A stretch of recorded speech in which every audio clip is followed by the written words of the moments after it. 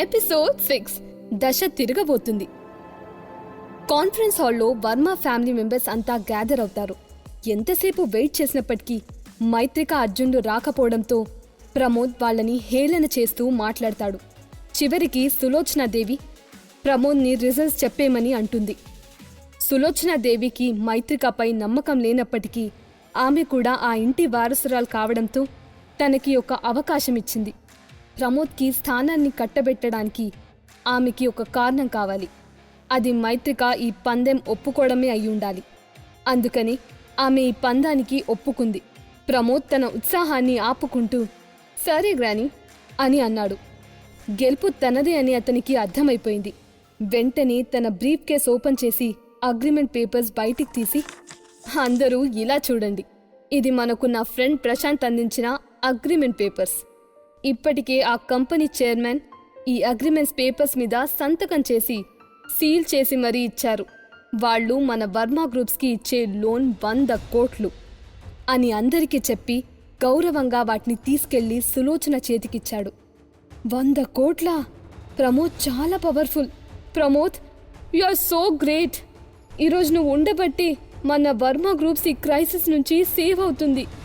అవును, ఇప్పుడు మైత్రిక గురించి ఆలోచిస్తుంటే నిజంగా చాలా ఫన్నీగా ఉంది. ఆమె ప్రమోద్తో పోటీ పడేందుకు ఎలా ముందుకు వచ్చిందో అర్థం కావట్లేదు.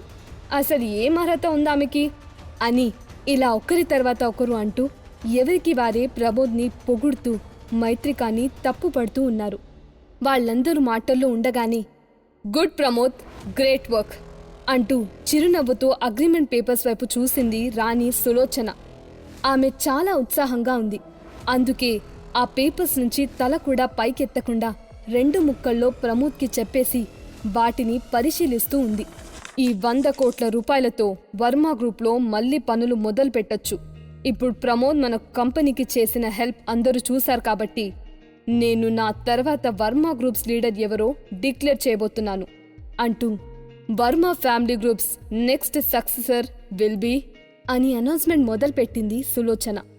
అంతలో సడన్ గా కాన్ఫరెన్స్ హాల్లో డోర్ దబ్బున తెరుచుకున్నాయి.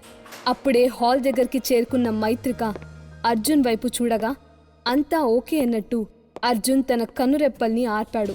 ఇద్దరూ హీరో హీరోయిన్లలా దర్జాగా హాల్లోకి ఎంటర్ అయ్యారు. వాళ్ళిద్దరినీ అక్కడ చూసిన ప్రమోద్, వీళ్ళిప్పుడు వచ్చారంటే ఓడిపోయామని ఒప్పుకోవడానికి వచ్చారా అని మనసులో అనుకొని చిన్నగా నవ్వుకున్నాడు. మైత్రిక గర్వంగా అగ్రిమెంట్ పేపర్స్ని చూపిస్తూ, గ్రాని గారు, ఇదిగోండి మన వర్మ గ్రూప్స్ ఆఫ్ కంపెనీస్కి సంబంధించిన ఇన్వెస్ట్మెంట్ తాలూకు అగ్రిమెంట్ పేపర్స్ అని చెప్పింది. అగ్రిమెంట్ పేపర్సా? నిజంగానే ఈ మైత్రిక 100 కోట్ల ఇన్వెస్ట్మెంట్ అమౌంట్ని అరేంజ్ చేసిందా? అయినా ఇదెలా సాధ్యమైంది అని అనుకున్న ప్రమోద్ ఇంపాసిబుల్ అని గట్టిగా అరిచాడు. మైత్రిక గ్లోబల్ ఇన్వెస్ట్మెంట్లో ఉంది అరగంట మాత్రమే. ఆ టైంలో తను పెట్టుబడి సంపాదించిందంటే అసలు నమ్మలేకపోయాడు ప్రమోద్. అతను ఆమె వైపు ఒక స్ట్రేంజ్ లుక్ ఇచ్చాడు. మైత్రిక, నువ్విక్కడ గందరగోళం చేయడం ఆపితే మంచిది. ప్రమోద్ మన వర్మ గ్రూప్స్కి 100 కోట్ల లోన్ తీసుకొచ్చాడు. అగ్రిమెంట్ కూడా అయిపోయింది అని అన్నారు వారసుల్లో ఒకరు. బహుశా నువ్వు ఏదో 50 కోట్లు తెచ్చినట్టున్నావు. అది 100 కోట్లకు సమానమవుతుందా అని అన్నారు మరొకరు. మైత్రిక, నువ్వు ఎంత త్వరగా ప్రమోద్కి క్షమాపణ చెప్తే అంత మంచిది. కనీసం కంపెనీలో ఒక చిన్న స్థానమైనా నీకు కల్పించేలా మేం చేస్తాం అని ఇంకొకరన్నారు. ఇలా మైత్రికను కించపరుస్తూ ప్రమోద్ని ఆకాశానికి ఎత్తేస్తూ మాట్లాడారు అక్కడున్న వర్మ వంశీయులు. ఏదో ఒకటి అనకపోతే ప్రమోద్ దృష్టిలో పడలేమనే భావనతో వాళ్లంతా ఇలా చేస్తున్నారు. ఎందుకో ప్రమోద్ మొహం చూస్తే తేడాగా అనిపించింది అర్జున్కి. ఆలస్యం అయిపోయిందేమో అని అనుకున్నాడు. మైత్రిక ప్రమోద్ వైపు కోపంగా చూస్తూనే, గ్రాని గారు, ప్లీజ్ ఒకసారి అగ్రిమెంట్ పేపర్స్ చూడండి, మీకే అంతా అర్థమవుతుంది అని రాణి సులోచనకి డాక్యుమెంట్స్ అందచేసింది. సులోచన అగ్రిమెంట్ ఫైల్ ఓపెన్ చేసి చూస్తుంటే అంతా తేలిపోయేది. కానీ అందుకు విరుద్ధంగా, మైత్రిక, నువ్వు నిజంగా 100 కోట్లు పెట్టుబడి తీసుకొచ్చావా అంటూ తిరిగి మైత్రికను ప్రశ్నించింది. గ్రాని గారు అంటూ ఉత్సాహంగా ఏదో చెప్పబోయిన మైత్రిక, గ్రాని, ఈ అగ్రిమెంట్స్ పేపర్ని చూస్తే అది 50 కోట్లు కాదు 500 కోట్లని తెలుస్తుంది ఇక నుంచి వర్మ ఫ్యామిలీలో నా గౌరవం కూడా వేరే స్థాయిలో ఉంటుంది అని మనసులో అనుకుంది. కాని రాణి సులోచన ఒక్కసారి కళ్ళు మూసుకొని తెరిచి నిట్టూర్చుతూ చేతిలో ఉన్న అగ్రిమెంట్స్ పేపర్స్ని చూడకుండానే పక్కన పడేసింది. తన రాజదండాన్ని చేతిలోకి తీసుకుంటూ, మైత్రిక, నువ్వు మన వర్మ గ్రూప్స్కి చాలా హెల్ప్ చేశావు. ఇక నుంచి ఈ వర్మ కుటుంబం నిన్ను ప్రత్యేకంగా చూసుకుంటుంది అంటూ మొహంలో ఏ భావం కనిపించకుండా చెప్పింది సులోచన. ఆమె మాటల్లో ఏదో తేడాను గమనించిన మైత్రిక, గ్రహణిగారు అంటూ బాధగా పిలిచింది. అప్పటికే ఆమె హృదయానికి కోలుకోలేని గాయమైంది. రాణి సులోచన ఇంత పక్షపాతంగా వ్యవహరిస్తుందని ఆమె ఎప్పుడూ ఊహించలేదు.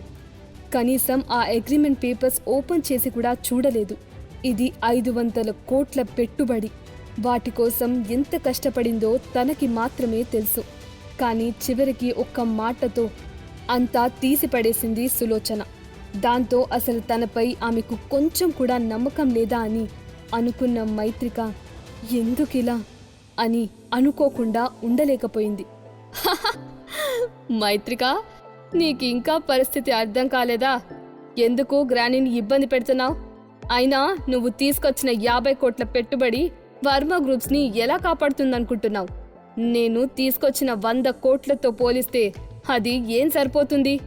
ఇంకొక విషయం ఏంటంటే, నేను ఈ వర్మ వంశానికి ఈ తరంలో పెద్ద మనవడిని. కుటుంబ వారసుడి పదవికి నాతో పోటీ పడటానికి అసలు నీకు ఏం అర్హతుంది అంటూ మైత్రికను ఇంకా బాధ పెడుతూ చాలా మాటలన్నాడు ప్రమోద్. అక్కడి వాళ్ల ప్రవర్తన చూస్తున్న అర్జున్కి ఒళ్ళు మండి, శ్రీమతి గారు, ఇక్కడి నుండి మనం వెళ్ళిపోవడం మంచిదని నాకు అనిపిస్తుంది. ఇక్కడున్న వాళ్లంతా మూర్ఖులు. 500 కోట్ల పెట్టుబడిని 50 కోట్లు అనుకుంటున్నారు. ఇలాంటి వాళ్ళకి ఏం చెప్పినా అర్థం కాదు.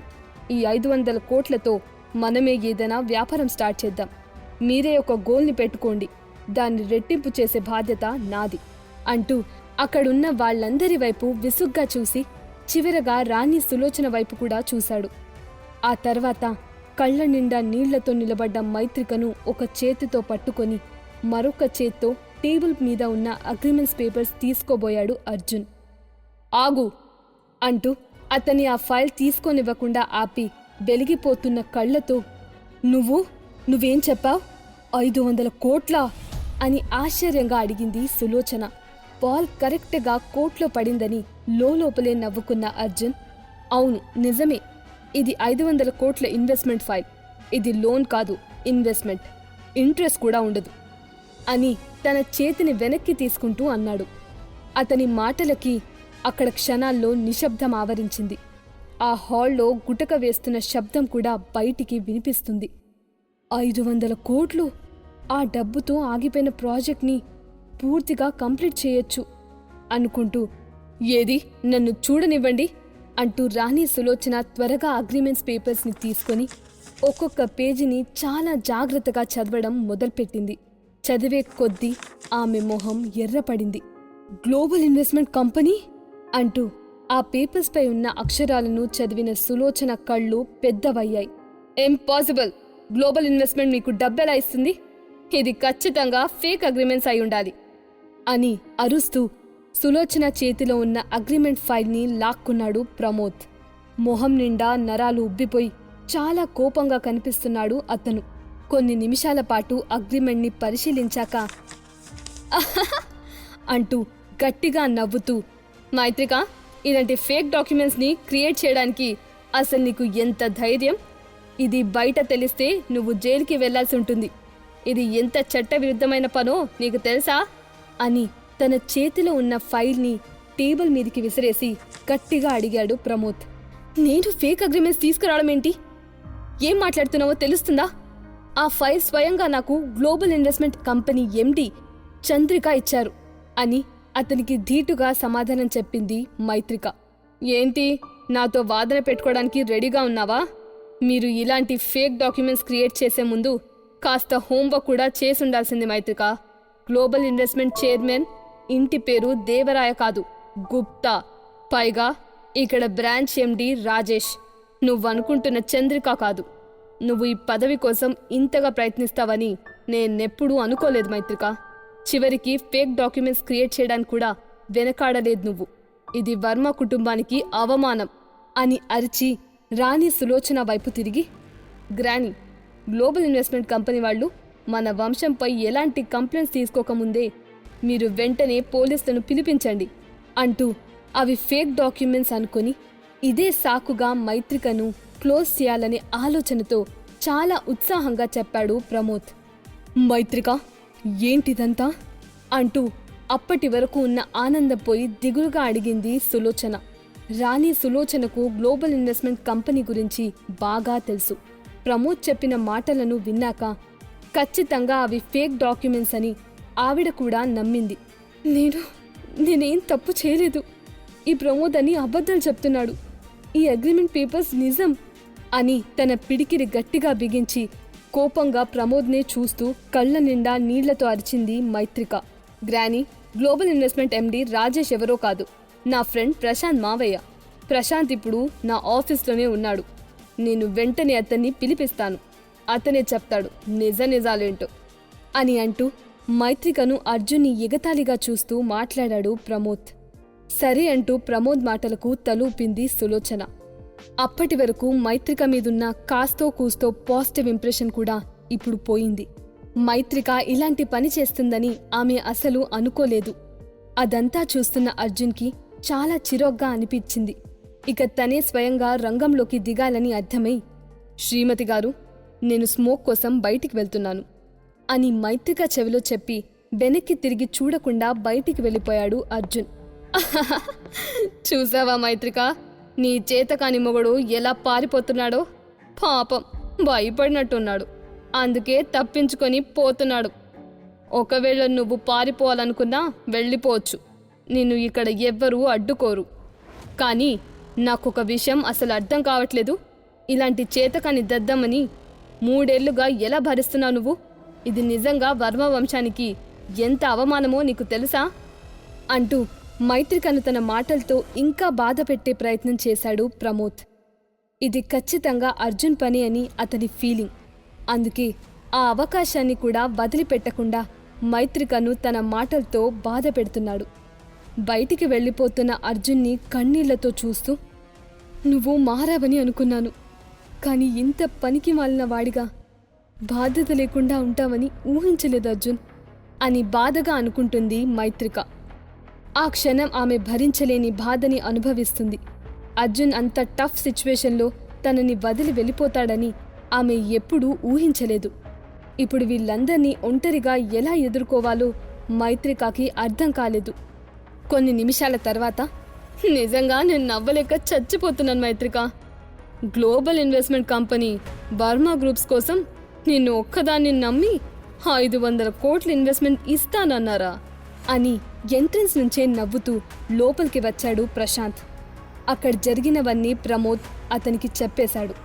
లోపలికి వచ్చిన ప్రశాంత్ మైత్రికకి ఎదురుగా నిలబడి కోరికగా ఆమెను చూస్తూ, గ్లోబల్ ఇన్వెస్ట్మెంట్ కంపెనీ ఎండి మా మావయ్య రాజేష్ అని ఈ ముంబై సిటీలో దాదాపు అందరికీ తెలుసు.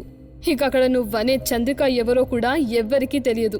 కానీ నాకు తెలుసు, ఆమె మా మావయ్య ఆఫీస్లో పనిచేసే ఒక కుక్క అని అంటున్న అతని మాటలను ఆపుతూ ఒక్కసారిగా తలుపు తెరుచుకుంటున్న శబ్దం వినిపించింది. నన్ను కుక్క అనడానికి నీకెంత ధైర్యం అంటూ లోపలికి వచ్చింది ఒక అందమైన అమ్మాయి. ఆమె గ్లోబల్ ఇన్వెస్ట్మెంట్ న్యూ ఎండి చంద్రిక. చంద్రిక వెనకాలే లోపలికి వచ్చాడు అర్జున్. అతను స్మోక్ చేయడానికి అని చెప్పి వెళ్ళి చంద్రికను పిలిపించాడు. లోపలికి వచ్చిన వెంటనే అక్కడి విషయాన్ని క్లియర్ చేయమని ఆమెని ఆదేశించాడు. యూ డర్టీ ఫెలో, ఇదేమైనా నీ చెత్త ఆఫీస్ అనుకుంటున్నావా? ఎవరిని పడితే వారిని తీసుకురావడానికి? సెక్యూరిటీ గార్డ్స్ ఎక్కడ చచ్చారు? ఇక్కడికి వచ్చి ఈ ఇద్దరిని బయటికి విసిరేయండి అని గట్టిగా అరిచాడు Pramod. Who will dare to touch me?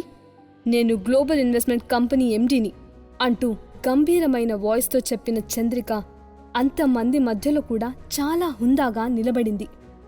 అదంతా చూస్తూ ఒక పక్కకి నిలబడ్డ అర్జున్, చంద్రిక సామాన్యురాలు కాదు, నేను రైట్ పర్సన్ని ఎంచుకున్నాను అనుకున్నాడు. బుల్షిట్, ఈవిడ ఎక్కడి నుంచి వచ్చింది? నువ్వు రాజేష్ స్థానాన్ని ఆక్రమించి ఆయనలాగే నటించాలని అనుకుంటున్నావా? ఇప్పటికిప్పుడు నా ముందు మొకరెళ్ళి క్షమాపణ చెప్పకపోతే నిన్ను విడిచిపెట్టను. నేను మా మావయ్య కూడా చెప్తాను. అప్పుడు మా మావయ్య చేతిలో నీకు చావే. ఆయన గురించి నీకు బాగా తెలుసు అని చంద్రిక నటించడానికి వచ్చిందని అనుకుంటున్న ప్రశాంత్ కోపంగా గట్టిగా అరిచాడు. తనే గ్లోబల్ ఇన్వెస్ట్మెంట్ కొత్త ఎండి అన్న నిజాన్ని చంద్రిక ఎలా ప్రూవ్ చేయబోతుంది? నిజం తెలిసాక ప్రశాంత్ ప్రమోద్ల పరిస్థితి ఏంటి? వర్మ ఫ్యామిలీలో మైత్రిక దశ తిరగనుందా? తెలియాలంటే వినండి 100% లవ్ మీ పాకెట్ ఎఫ్ఎంలో మాత్రమే.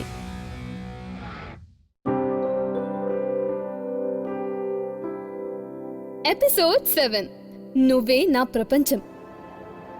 మైత్రిక చూపించిన డాక్యుమెంట్లను దొంగ డాక్యుమెంట్లని కొట్టి పారేస్తాడు ప్రమోద్. అర్జున్ చంద్రికను తీసుకొని కాన్ఫరెన్స్ హాల్లోకి రాగా ఆమెకు తన మావయ్య చేతిలో చావు తప్పదని బెదిరిస్తాడు ప్రశాంత్ నెహ్రా. ఓహ్, ప్రశాంత్ నెహ్రా మీరా? నెహ్రా గ్రూప్ CEO కదా మీరు? ఇంతకీ మీ ఆస్తి సరిగ్గా ఉందో లేదో చూసుకున్నారా? నేను మా ఫైనాన్స్ కంపెనీలో ఉన్న మీ అకౌంట్స్ అన్నీ చెక్ చేశాను. మీ మావయ్య రాజేష్ మీ కుటుంబానికి అక్రమంగా ఎంత మనీ ట్రాన్స్ఫర్ చేశారో ఆ లిస్ట్ మొత్తం నా దగ్గరుంది అంటూ ప్రమోద్ని చూస్తూ కోల్డ్ వాయిస్తో చెప్పింది చంద్రిక. రాజేష్పై ఉన్న ఎలిగేషన్స్కి ఇన్వెస్టిగేషన్ లోతుగా సాగడంతో మరిన్ని కేసులు బయటపడ్డాయి. అవన్నీ చంద్రికకే తెలుసు. నువ్వు అబద్ధం చెప్తున్నావు అంటూ కంగారుగా అన్నాడు ప్రశాంత్. అసలు చంద్రికకి ఇన్ని వివరాలు ఎలా తెలిసాయో అతనికి అర్థం కాలేదు. మీకు తెలియని విషయం మరొకటుంది మిస్టర్ ప్రశాంత్ నెహ్రా. మీ మెహ్రా గ్రూప్స్ ఆఫ్ కంపెనీస్ అన్నీ దివాలా తీసినట్టు ప్రకటించాయి. మీరు నన్ను నమ్మకపోతే ఓసారి మీ ఫాదర్కి కాల్ చేయొచ్చు అంటూ చాలా పొగరుగా చెప్పింది చంద్రిక. ఆమె మాటలు విన్న అందరూ షాక్లో ఉన్నారు. అక్కడ ఏం జరుగుతుందో ఎవ్వరికీ అర్థం కావట్లేదు. అప్పటి వరకు అధికారంగా ప్రశాంత్తో మాట్లాడిన చంద్రిక ఇప్పుడు వినయంగా సులోచన వైపు తిరిగి, మీరు ఇంకా మా గ్లోబల్ ఇన్వెస్ట్మెంట్ కంపెనీకి మైత్రిక వర్మకి మధ్య జరిగిన ఒప్పందాన్ని నమ్మలేకపోతే మా కంపెనీ వెబ్సైట్లో మీరు చెక్ చేసుకోవచ్చు. మేము ఇలాంటి బిగ్ న్యూస్ని ఎప్పుడూ అప్డేట్ చేస్తూనే ఉంటాం. మీరు ఎందుకు ఇంత డౌట్ పడుతున్నారు అని అడిగింది. ఆమె మాటలు విన్న కొద్ది క్షణాలకి అక్కడున్న వాళ్ళలో నుంచి కొంతమంది ఇట్స్ ట్రూ అంటూ గట్టిగా అరిచారు. అవును, ఈ news global investment website home పేజ్లో కనిపిస్తుంది. కవర్ పేజ్లో ఎండి చంద్రిక గారు మైత్రికతో కలిసి ఒప్పందంపై సంతకం చేస్తున్న ఫోటో కూడా ఉంది. ఇది నిజంగా 500 కోట్ల పెట్టుబడి. ఈ దెబ్బతో వర్మ ఫ్యామిలీకి మళ్లీ పూర్వ వైభవం వస్తుంది. కానీ వీళ్ళు డైరెక్ట్గా వర్మ ఫ్యామిలీతో కాకుండా ఎందుకు మైత్రిక పేరు మీద పెట్టుబడి పెడుతున్నారు అన్నారు మరొకరు. ఆ న్యూస్ని క్షుణ్ణంగా చదువుతూ, నీకేమైనా పిచ్చా? ఇప్పట్నుంచి మైత్రికనే రాణి అయినప్పుడు ఆమె డబ్బు కూడా ఈ గ్రూప్కి చెందుతుంది కదా అంటూ అక్కడున్న వర్మ కుటుంబ వారసులందరూ మాట్లాడుకుంటున్నారు. వాళ్ల కళ్ళన్నీ మెరిసిపోతున్నాయి. ఇంపాసిబుల్. గ్లోబల్ ఇన్వెస్ట్మెంట్ అధినేత మా మామ రాజేష్. కొంచెం సేపు వెయిట్ చేయండి. నేను ఇప్పుడే ఆయనకి కాల్ చేసి వీళ్ల బండారమంతా బయట పెడతాను అంటూ రాజేష్ నెంబర్కి ఫోన్ చేశాడు ప్రశాంత్. కానీ అది కలవలేదు. స్విచ్ ఆఫ్ వచ్చింది. దాంతో అతను హడావిడిగా వాళ్ల నాన్న నెంబర్కి ఫోన్ చేశాడు. చాలాసార్లు ఫోన్ చేయగా ఫైనల్గా కాల్ కనెక్ట్ అయింది. ప్రశాంత్ నోరు తెరవకుండానే అవతల నుంచి, ప్రశాంత్, అంతా అయిపోయిందిరా. నెహ్రా గ్రూప్స్ దివాళా తీసింది. అంతా అయిపోయింది అంటూ గట్టిగా ఏడుస్తున్నాడు అతని తండ్రి. ఆయన మాటలకు ఒక్కసారిగా నేలపై కూలిపోయాడు ప్రశాంత్. అతని మొహం మొత్తం పాలిపోయింది. అప్పటి వరకు హోరాహోరీగా జరుగుతున్న మాటల యుద్ధం ముగిసిపోయింది. అందరూ భారంగా ఊపిరి పీల్చుకున్నారు. మెహ్రా గ్రూప్స్ ముంబైలోని ప్రధాన ఆర్థిక సంస్థగా నడుస్తుంది. ఆర్థిక వనరులు, హోదా పరంగా వర్మ గ్రూప్స్ని ఎప్పుడో మించిపోయింది. నిజం చెప్పాలంటే టాప్ పొజిషన్కి చాలా దగ్గరలో ఉంది. కానీ సడన్గా ఇలా ఎలా జరిగిందో ఎవరికీ ఏమీ అర్థం కావట్లేదు. కానీ అక్కడున్న వాళ్ళెవ్వరికీ ఇదంతా అర్జున్ చేసిన పని అని తెలియదు. అక్కడంతా క్లియర్ అయిందని అర్థమైన చంద్రిక అర్జున్ ముందుకు వెళ్ళి నిలబడింది. అర్జున్ ఏం మాట్లాడకుండా చిన్నగా నవ్వాడు. ఆ వెంటనే ఆమె అక్కడి నుండి వెళ్ళిపోయింది. నీకు చంద్రికకి సంబంధమేంటి అంటూ వెళ్ళిపోతున్న చంద్రికని చూస్తూ మొహం చిట్లించి అర్జున్ని అడిగింది మైత్రిక. గ్లోబల్ ఇన్వెస్ట్మెంట్ ఎండి స్వయంగా తనకి సహాయం చేయడానికి వర్మ మ్యాన్షన్కి వచ్చిందంటే ఏదో జరిగి ఉండాలని ఆమెకు అనిపించింది. తను నీకన్నా ఎక్కువ అందంగా ఉండటం వల్ల అని సిగ్గుపడుతూ కావాలని తన శ్రీమతిని ఏడిపించడానికి తన తల వెనుక రబ్ చేసుకుంటూ అన్నాడు అర్జున్. ఈ అర్జున్ కావాలని నన్ను ఏడిపించడానికి ఇలా అంటున్నాడు, చెప్తాని పని అని పెదాలను కొరుక్కుంటూ మనసులోనే తిట్టుకొని, ఈశాన్ మాత్రం మనకు హెల్ప్ చేసింది మధుసూదన్ గారి అని నాకు బాగా తెలుసు అంటూ చేతులు తిప్పుతూ చెప్పి అతన్ని దాటుకుంటూ స్టైల్గా వెళ్ళింది మైత్రిక. మధుసూదన్ గురించి తప్ప చంద్రికను అక్కడికి తీసుకురాగల శక్తి అర్జున్కి ఉందా లేదా అని ఆమె ఆలోచించలేదు. అర్జున్ నవ్వుతూ నువ్వేదనుకుంటే అదే అని అన్నాడు. మైత్రిక కోపంగా మాట్లాడే మాటలు ఏవి అర్జున్ ఏనాడు పట్టించుకోలేదు, పట్టించుకోడు కూడా. ఎందుకంటే అతనికి తన భార్య అంటే అంత ప్రేమ. మరోపక్క వర్మ కుటుంబ సభ్యులు అప్పటిదాకా వాళ్ళన్న మాటలన్నీ మర్చిపోయి మైత్రికకు డబ్బా కొట్టడం మొదలుపెట్టారు. ఎందుకంటే ఇప్పుడు మైత్రికతో వాళ్ళకి చాలా అవసరం ఉంది. ఏ ఎండీకి ఆ గొడుగు పట్టే స్వభావం ఉన్న స్వార్థపరులు వాళ్ళంతా. కంగ్రాచులేషన్స్ మైత్రిక, నువ్వు సాధించగలవని నాకు ముందే నమ్మకం ఉంది అని ఒకరంటే, అవును మైత్రిక, నువ్వు ఆ వర్మ ఫ్యామిలీలోనే టాలెంటెడ్ గర్ల్వి. భవిష్యత్తులో నువ్వు ఒక గొప్ప రాణివి అవుతావని నేను ఎప్పుడో చెప్పాను అన్నారు మరొకరు. థ్యాంక్ యూ సో మచ్ మైత్రిక, నువ్వు ఈ ఇన్వెస్ట్మెంట్ తీసుకురాకపోతే వర్మ గ్రూప్స్ చాలా క్రైసిస్ని ఎదుర్కోవాల్సి వచ్చి ఉండేది అన్నారు ఇంకొకరు. ఇలా మాట్లాడుతున్న వాళ్ళందరికీ 500 కోట్ల పెట్టుబడిని వర్మ గ్రూప్స్కి తెస్తున్న మైత్రిక ఇక వర్మ వంశానికి రాణి అవ్వడం మాత్రమే మిగిలిందని తెలుసు. వాళ్ళందరి పొగడ్తలో మైత్రిక హృదయం ఆనందంతో పొంగిపోయింది. గ్రాని, నా భార్య 500 కోట్ల పెట్టుబడిని తీసుకువచ్చింది, పైగా ఛాలెంజ్లో కూడా గెలిచింది. అలాగే మన వర్మ గ్రూప్స్ని సంక్షోభం నుంచి రక్షించింది. మరి మీరు ప్రకటించాల్సిన ముఖ్యమైన విషయం ఏదైనా ఉందా అంటూ రాణి సులోచనని తెలివిగా అడిగాడు అర్జున్. ఇప్పటికైనా ఆమె పశ్చాత్తాప పడుతుందేమోనని అనుకున్నాడు అర్జున్. అందుకే ఇనుము వేడిగా ఉన్నప్పుడే వంచాలని త్వరగా ఈ విషయాన్ని ఆమెకు గుర్తు చేశాడు. అది అంటూ కాస్త తడబడింది సులోచన. ఎందుకంటే పెద్ద డైలమాలోనే ఉందావిడ. వాస్తవానికి ఆమె ప్రమోద్ని తన వారసుడిగా చేయడానికి ఈ ఛాలెంజ్ ఉపయోగపడుతుందని అనుకుంది. కానీ సడన్గా మైత్రిక 500 కోట్ల పెట్టుబడి తీసుకొస్తుందని ఆమె ఊహించలేదు.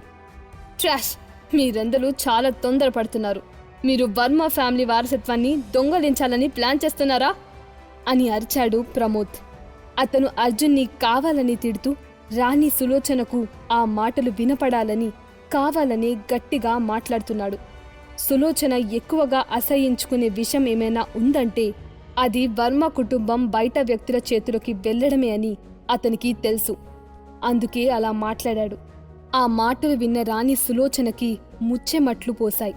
నేను వర్మ వంశాన్ని నాశనం చేశానా అని మనసులో అనుకుంటూ తన రాజదండాన్ని గట్టిగా పట్టుకుంది.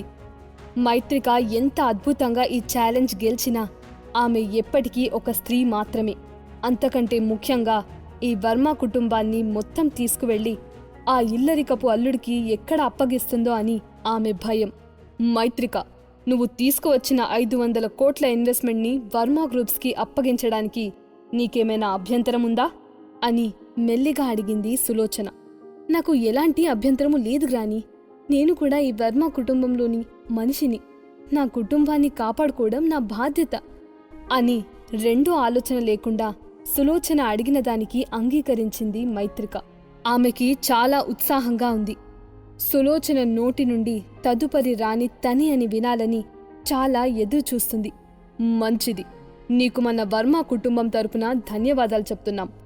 ఈ రోజు నుండి మీ కుటుంబానికి వర్మ వంశం నుంచి మద్దతు లభిస్తుంది అని మొహంలో ఎలాంటి ఎక్స్ప్రెషన్స్ లేకుండా ఏదో ముష్టి పడేసినట్టు చెప్పింది సులోచన. ధన్యవాదాలు గ్రాని, ఇంకా మీరు చెప్పాల్సింది ఏమైనా ఉందా అని ధైర్యంగా అడిగింది మైత్రిక. వాస్తవానికి చాలా ఉన్నాయి. మరోసారి మేమందరం కలిసి ఈ డబ్బుని ఎలా ఉపయోగించాలో నిర్ణయించుకుంటాం అని అసలు పందెం గురించే మర్చిపోయినట్టు మాట్లాడింది సులోచన. ఈసారి సమావేశానికి కూడా అక్కడున్న వంశ పెద్దలందర్నీ ఆహ్వానించింది సులోచన. అందరూ ఒక్క మాట కూడా మాట్లాడకుండా మైత్రిక వైపు వింతగా చూశారు. ఆమె మాట్లాడుతున్నప్పుడు మైత్రిక దృష్టి కేవలం తనకి రాబోయే పదవిపైనే ఉంది. అందుకే సులోచన మాటలపై దృష్టి పెట్టలేదు. కాని ఆమె మాటలు ముగిసే సమయానికి తేరుకున్న మైత్రిక ఆవిడ తనకు అన్యాయం చేస్తున్నట్టు అర్థం చేసుకుంది. మైత్రిక కళ్ళు కన్నీళ్లతో నిండి ఎర్రబడ్డాయి. ఆమె పెదవుల్ని దాదాపు రక్తం చిందేలా పంటి కింద నలిపేస్తుంది. గ్రానీ, మీరు పందెం గురించి మర్చిపోయారా? ఈ ఛాలెంజ్కి మీరు ఇక్కడున్న వాళ్ళందరూ సాక్షులే కదా అంటూ ముందుకు వచ్చాడు అర్జున్. వర్మ కుటుంబానికి సంబంధించిన విషయాల్లో జోక్యం చేసుకోవడానికి నీకేం అర్హతుంది? ప్రమోద్ నా వారసుడు, అందరిలో పెద్దవాడు, అలాగే సమర్థుడు. ప్రమోద్ ఈ వంశ వారసుడిగా ఉండటానికి అర్హుడని నేను మొదటి నుంచే చెప్తూనే ఉన్నాను అంటున్న రాణి సులోచన మాటల్ని అడ్డుకుంటూ, అయితే అంటూ గంభీరంగా అన్నాడు అర్జున్. అతని చూపుకి ఉలిక్కిపడింది రాణి సులోచన. కాసేపటికి సర్దుకొని, నిజానికి మన వర్మ కుటుంబం ఈ ముంబై సిటీలో తనకంటూ ఒక ప్రత్యేక స్థానాన్ని ఏర్పరచుకుంది. వారసుడిని ప్రకటించడం అంత చిన్న విషయం కాదు. ఈ విషయంలో అలసత్వం పనికిరాదు. అందుకే మంగళవారం జరిగే మన కన్స్ట్రక్షన్ పునఃప్రభావ వేడుకల్లో అన్ని మీడియా సంస్థల ముందు నేను అధికారంగా వారసుడిని నిర్ణయిస్తాను. అప్పటి వరకు ఆగండి అంటూ చాలా శాంతంగా చెప్పి తన రాజదండాన్ని తీసుకుని ఆ మీటింగ్ రూమ్ నుంచి వెనక్కి తిరిగి చూడకుండా వెళ్ళిపోయింది.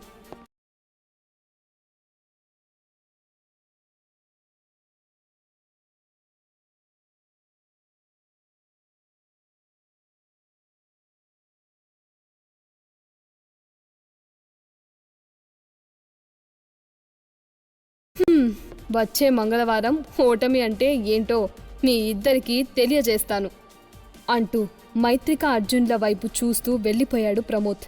కానీ అతని మాటలను వాళ్ళిద్దరూ పట్టించుకోలేదు.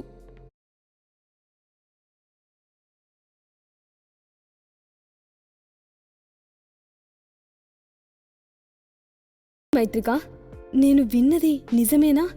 నువ్వు 500 కోట్ల ఇన్వెస్ట్మెంట్ని బర్మా గ్రూప్స్కి తీసుకొచ్చావా అని చాలా ఆశ్చర్యంగా అడిగింది ఆమె తల్లి సంగీత. అవునమ్మా, అది నిజమే. ఇంకొక ముఖ్యమైన విషయం ఏంటంటే నేను మన వర్మ ఫ్యామిలీకి రాణిని ఇవ్వబోతున్నాను అని చాలా సంతోషంగా చెప్పింది మైత్రిక. ఆమె ఆనందానికి అవధుల్లేవు. ఆమె కల నెరవేరబోతున్నందుకు ఆకాశంలో తేలిపోతుంది మైత్రిక. మరి ఆ ముసలావిడ అంగీకరిస్తుందా అని అనుమానంగా అడిగింది సంగీత. సులోచన పైన ఆమెకి ఎలాంటి నమ్మకం లేదు. వచ్చే మంగళవారం ప్రెస్ కాన్ఫరెన్స్లో వారసుని ప్రకటిస్తానని గ్రాని చెప్పింది అని సంగీతకు భరోసా ఇస్తూ చెప్పింది మైత్రిక. వావ్ మైత్రిక, ఇది ఎంత గొప్ప విషయమో తెలుసా? నా కూతురు వర్మ వంశానికి వారసురాలే కాదు, ఇక నుంచి రాణి అవుతుంది. ఇక ఈ వర్మ ఫ్యామిలీలో ఈ రాణి గారి తల్లిని చిన్న చూపు చూసే ధైర్యం ఎవరు చేస్తారో నేను చూస్తాను అంటూ గర్వంగా చెప్పింది సంగీత. ఆమె కళ్లల్లో నుంచి ఆనంద బాష్పాలు రాలాయి. ఎన్నో సంవత్సరాలుగా బర్మా వంశంలో చాలా అవమానాలను ఎదుర్కొంది సంగీత. ఆ దుస్థితి తన పిల్లలకు రాకూడదని ఆమె దేవుణ్ణి ఎంతగానో వేడుకునేది. ఇన్నాళ్ళకి తన కోరిక నెరవేరిందని అనుకొని కూతురి విషయంలో తెగ మురిసిపోయింది. అంతలో అప్పుడే అర్జున్ లోపలికి వచ్చాడు. అతన్ని చూసిన సంగీత మొహం తిప్పేసుకుంది. ఇప్పుడు నా కూతురు ఒక కుటుంబానికి రాణి కాబోతుంది, కానీ దాని భర్త మాత్రం ఇంకా ఎందుకు పనికిరాని వాడిగానే ఉన్నాడు.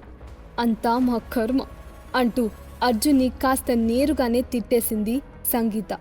ఇప్పుడు సంగీత మైండ్లో తిరిగే ఆలోచన ఒక్కటే, మైత్రిక పక్కన అర్జున్ ఉంటే అది ఆమె గౌరవానికి సిగ్గుచేటు అని అనుకుంటూ ఎలాగైనా అర్జున్ని మైత్రిక జీవితంలో నుంచి వెళ్ళగొట్టాలనే ప్లాన్లో ఉంది.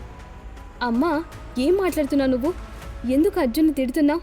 అసలు నేను ఈ పందెంని గెలిచానంటే దానికి అంటూ నిజం చెప్పబోతున్న మైత్రికను నిజం చెప్పొద్దని తల అడ్డంగా ఊపుతూ అడ్డుపడ్డాడు అర్జున్. మీరు ఇలాంటివన్నీ పట్టించుకోకండి శ్రీమతి గారు, నేను స్నానానికి వెళ్తున్నాను అని చిన్నగా చెప్పి లోపలికి వెళ్ళిపోయాడు అర్జున్. నిజం చెప్పనివ్వలేదని చిరాగ్గా అర్జున్ వైపు చూస్తూ మైత్రిక కూడా అతని వెనకాలే లోపలికి వెళ్ళింది. వాళ్ళిద్దరి వాలకాన్ని చూసిన సంగీతకు ఒళ్ళు మండిపోయింది. తనని పట్టించుకోకుండా వెళ్ళిపోతున్న కూతుర్ని చూస్తూ, ఇదెప్పుడు నా మాటలు వింటుందో, ఎప్పుడు మారుతుందో, నా జీవితం ఎలాగో ఇలా అయిపోయింది. దీని జీవితాన్ని బాగుపరుద్దామంటే పోయి ఎందుకు పనికిరాని వాణ్ణి చేసుకుంది. ఎలాగైనా దీని మనసు మార్చి ఈ వెధవతో విడాకులిప్పించాలి అని చిన్నగా గునుక్కుంటూ అంది. నిజానికి అర్జున్ ఇదంతా చేయడానికి కారణం తన భార్య సంతోషం కోసం. ఆమె ఆనందంగా ఉండటానికే అతను ఇదంతా చేశాడు. ఇక పక్కవాళ్లు ఎలాంటి మాటలన్నా దాని గురించి అతను అస్సలు పట్టించుకోడు. ఆ అవసరం కూడా అతనికి లేదు. మరుసటి రోజు తన కార్ ట్రబుల్ ఇవ్వడంతో బైక్ పైన మైత్రికను ఆఫీస్కు తీసుకువెళ్లాలని అనుకుంటాడు అర్జున్. అందులోనూ అర్జున్ బైక్ ఎక్కడం మైత్రికకు ఇదే మొదటిసారి కావడంతో కొద్దిసేపు మొహమాట పడినప్పటికీ మెల్లగా అతని భుజంపై చేవేసి బైక్పై కూర్చుంది. బైక్ సైడ్ వ్యూ మిర్రర్లో నుంచి మైత్రిక పడుతున్న మొహమాటాన్ని చూస్తూ లోపలే తెగ ఎంజాయ్ చేశాడు అర్జున్. పింక్ కాటన్ శారీ కట్టుకుని హెయిర్ లీవ్ చేసి కొద్దిగా నడుము కనిపిస్తూ సన్నని తెల్లని శరీరం ఆకృతితో చూడ్డానికి చాలా బ్యూటిఫుల్గా ఉంది మైత్రిక. ఆమె అందానికి అర్జున్ తన చూపును తిప్పుకోలేకపోయాడు. ఈ 1000 కోట్ల ఆస్తులు నాకు ఆనందాన్ని ఇవ్వవు శ్రీమతి గారు. మీతో గడిపే ప్రతి క్షణం నాకు ఎంతో ముఖ్యం. మీరే నా ప్రపంచం అని మనసులో అనుకుని ప్రేమగా అద్దంలోంచి తన భార్య వైపు చూస్తూ బైక్ స్టార్ట్ చేశాడు అర్జున్. వాళ్ళు క్లౌడ్ ఏరియాస్ అని రిచెస్ట్ ఏరియా నుంచి వెళ్తుంటే మైత్రిక ఒక్కసారిగా ఆపు ఆపు అంటూ అరిచింది. మైత్రిక ఎందుకని అర్జున్ని బైక్ ఆపమని అరిచింది? రాణి సులోచనాదేవి తను ఇచ్చిన మాటను నిలబెట్టుకుంటుందా? మైత్రిక తాను కలగన్నట్టే వర్మ వంశానికి రాణి అవుతుందా లేదా? తెలియాలంటే వినండి 100% లవ్ మీ పాకెట్ ఎఫ్ఎంలో మాత్రమే.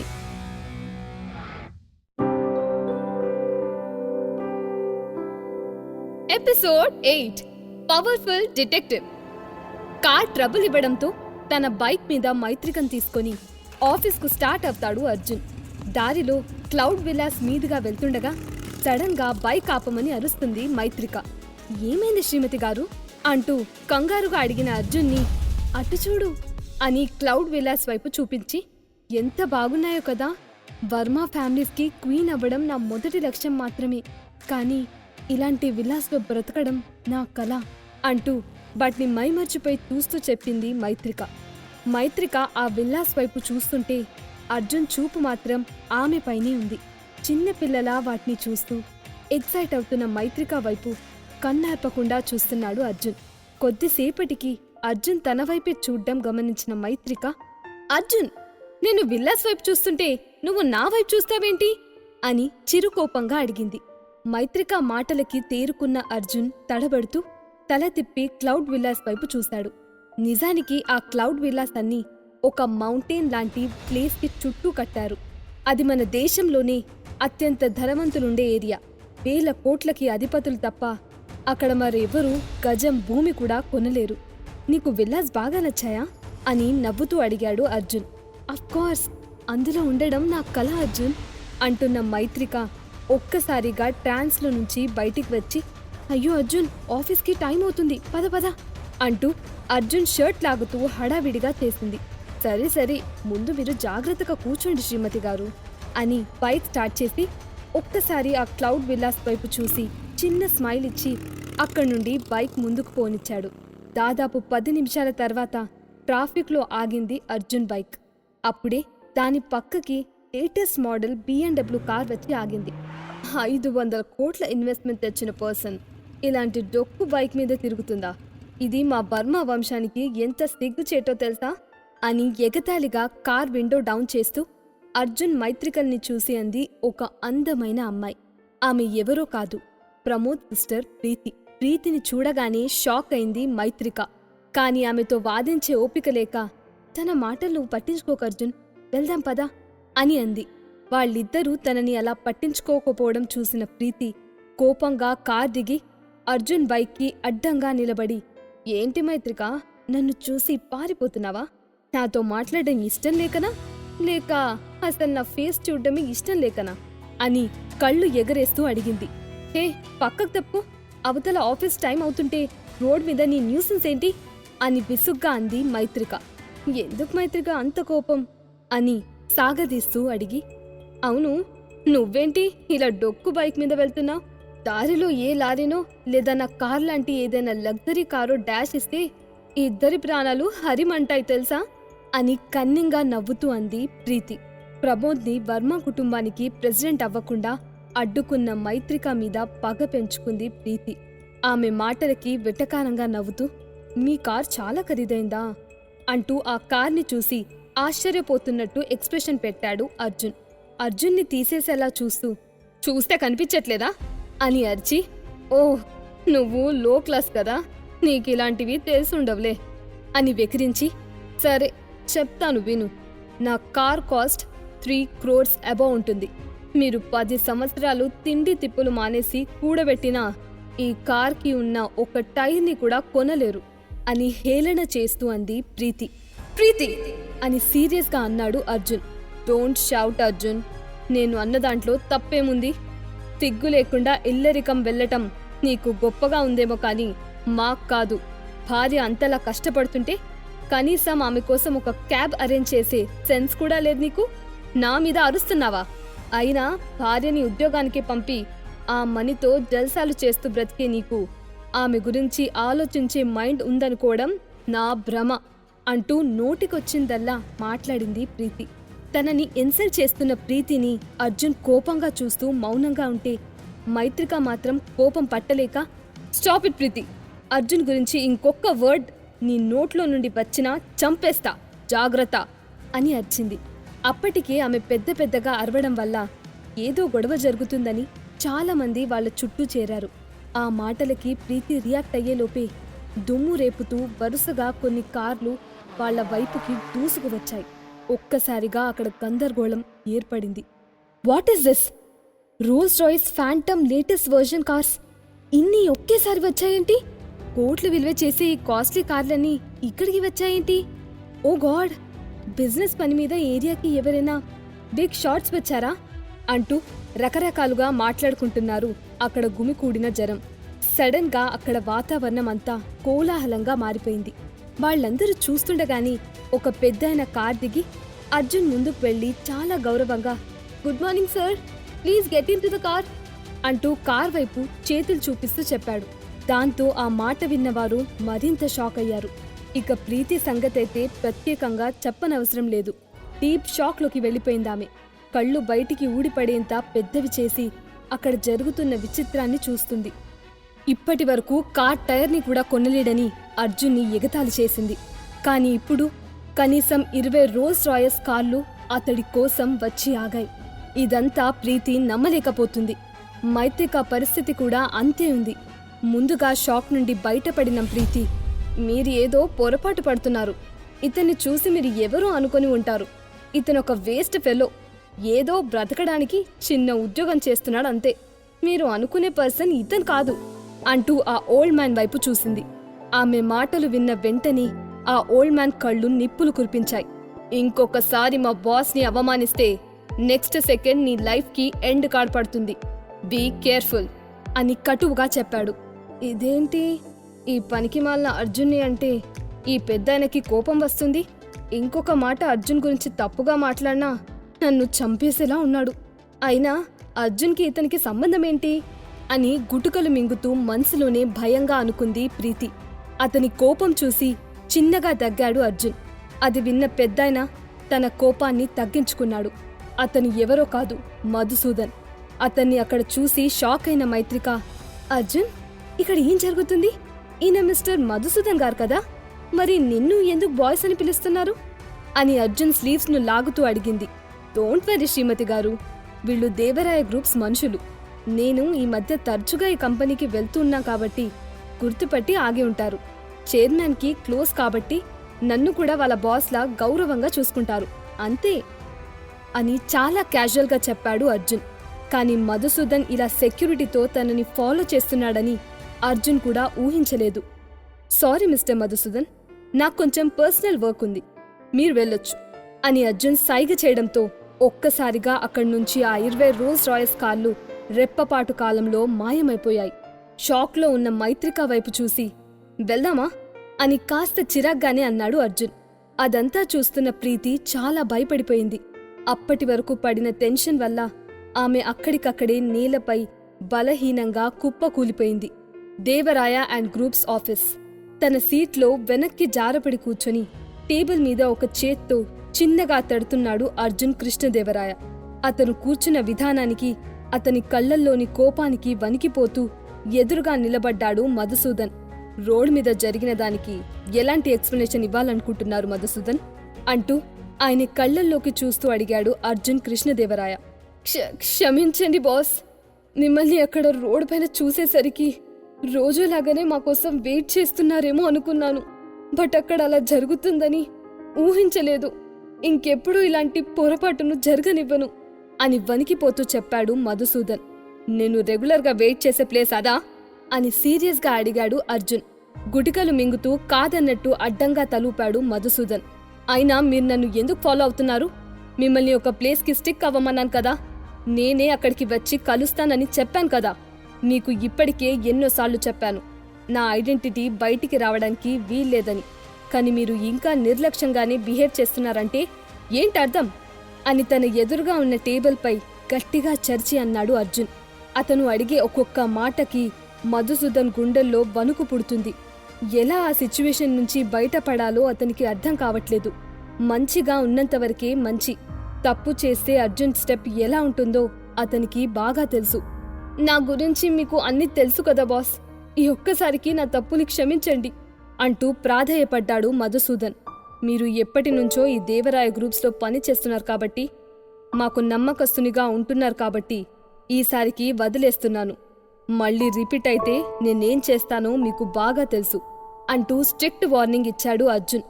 అర్జున్ తనని క్షమించేసేసరికి అప్పటి వరకు బిగపట్టిన ఊపిరిని వదిలేస్తూ హాయిగా మళ్లీ ఊపిరి పీల్చుకున్నాడు మధుసూదన్. తన ఐడెంటిటీ బయటపడే పనులు చేయొద్దని అర్జున్ అతన్ని చాలాసార్లు హెచ్చరించాడు.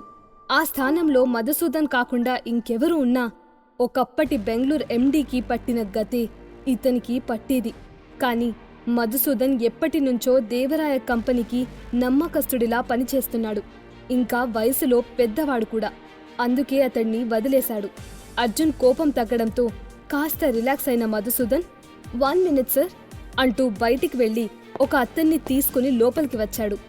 ఎవరతను అంటూ ఆ వచ్చిన అతన్ని స్కాన్ చేస్తూ అడిగాడు అర్జున్. సార్, ఇతని పేరు రాబర్ట్. సిటీలో ఉన్న టాప్ 10 టైకాన్స్లో ఒకడు. ఇతడి సీక్రెట్ డిటెక్టివ్ కంపెనీ ఎంతటి గొప్ప వాళ్ళ రహస్యాలనైనా తెలుసుకోగలదు. His methods are extremely powerful.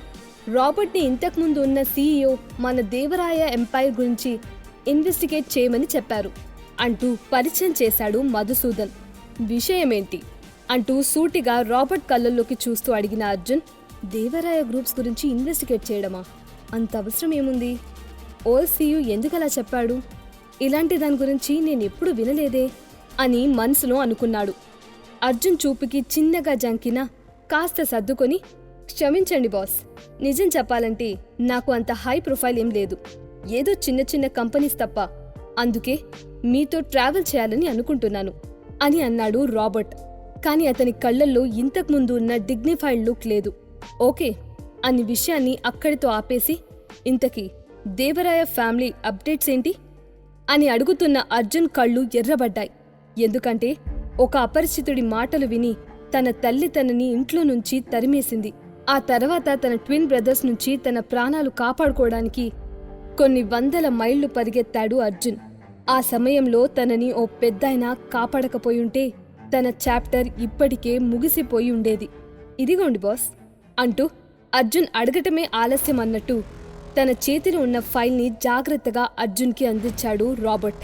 Interesting అంటూ ఆ ఫైల్ అందుకొని మొత్తం క్షుణ్ణంగా చదివాడు అర్జున్. అది చదువుతున్న అర్జున్ కళ్ళు ఆటోమేటిక్గా ఎరుపెక్కాయి. అంటే నా ట్విన్ బ్రదర్కి ల్యూకేమియా ఉందా? నా బోన్ మ్యారో మాత్రమే తనకి సెట్ అవుతుంది. అందుకే అతను నా కోసం వెతుకుతున్నాడు. ఆల్రెడీ సిటీలో చాలా మందిని దీనికోసం అపాయింట్ చేశాడు. రైట్ అంటూ ఆ ఫైల్ చూస్తూ సీరియస్గా అన్నాడు అర్జున్. అవునన్నట్లు తల ఊపుతున్న మధుసూదన్, రాబర్ట్లు షట్ అన్న సౌండ్కి ఒక్కసారిగా ఉలిక్కిపడ్డారు. అర్జున్ తన చైర్ కుడివైపు హ్యాండిల్ని చేతితో ముక్కలు ముక్కలు చేసేశాడు. ఆ దృశ్యం చూసిన మధుసూదన్, రాబర్ట్ ఇద్దరూ కొయ్యబారిపోయారు. అర్జున్ కళ్ళల్లోని కోపం అతను ఎంత భయంకరమైన వాడో తెలియజేస్తుంటే ఇద్దరికీ మాట పెగలట్లేదు. వాళ్ళిద్దరూ ఒకరినొకరు కురుచుకొని భయంతో వణికిపోతున్నారు. ఇంతలో తనని తాను కామ్ చేసుకున్న Arjun, well done mister Robert. ఇక నుంచి మీరు జాగ్రత్తగా దేవరాయ ఫ్యామిలీలోని ప్రతి ఒక్కరి మూమెంట్స్ పైన దృష్టి పెట్టండి.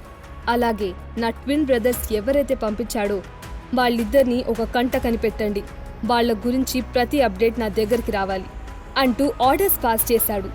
ఓకే సార్, షూర్ అని ఎగ్జైటింగ్గా అన్నాడు రాబర్ట్. అతనికి తెలుసు తను సేకరించిన ఇన్ఫర్మేషన్ ఖచ్చితంగా అర్జున్కి ఉపయోగపడేదే అని. అందుకే వెంటనే అర్జున్ మాటలకు సంతోషపడుతూ అతని ఆర్డర్స్ రిసీవ్ చేసుకున్నాడు. రైట్ మధుసూదన్, క్లౌడ్స్ విల్లాలో ఎన్ని విల్లాస్ ఉన్నాయి అంటూ ఉదయం మైత్రిక తన కల గురించి చెప్పిన విషయం హఠాత్తుగా గుర్తొచ్చి అడిగాడు అర్జున్. అంతవరకు అతని మొహంలో ఉన్న కోపం హఠాత్తుగా మాయమై ప్రేమ చిగురించింది. మౌంటైన్ చుట్టూ 20 విల్లాస్ ఉన్నాయి సార్. అండ్ మౌంటైన్ పై భాగంలో మాత్రం ఒక కాస్ట్లీ విల్లా ఉంది. ఆ 20 విల్లాస్ కాస్ట్ 200 కోట్లుంటే ఒక్క టాప్లో ఉన్న విల్లా కాస్ట్ మాత్రమే 300 కోట్లుంది సార్ అంటూ ఆ విల్లాస్ గురించి ఇన్ఫర్మేషన్ మొత్తం చెప్పాడు మధుసూదన్. గుడ్, అయితే క్లౌడ్ విల్లాస్ కొనడానికి నాకు హెల్ప్ చేయి మధుసూదన్. అది నా వైఫ్కి చాలా నచ్చింది అని అర్జున్ చిన్నగా స్మైల్ ఇస్తూ అన్నాడు. రియలీ బాస్ అని సంతోషంగా అడిగి, మీరు ఏ విల్లా కొనాలనుకుంటున్నారు బాస్? మీలాంటి టాప్ బిజినెస్ మెన్స్ మాత్రమే అక్కడ విల్లాస్ కొనగలరు అని గౌరవంగా అన్నాడు మధుసూదన్.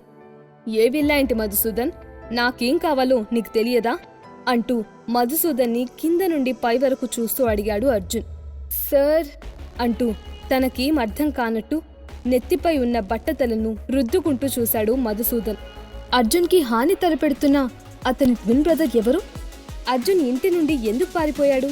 అర్జున్ తన శ్రీమతి కోసం ఆ విల్లాస్ని కొంటాడా? తెలియాలంటే వినండి 100% లవ్ మీ పాకెట్ ఎఫ్ఎంలో మాత్రమే.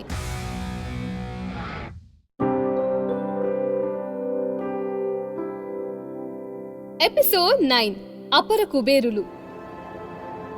క్లౌడ్ విల్లాస్ ను కొనడంలో తనకు హెల్ప్ చేయమని మధుసూదన్ని అడుగుతాడు అర్జున్.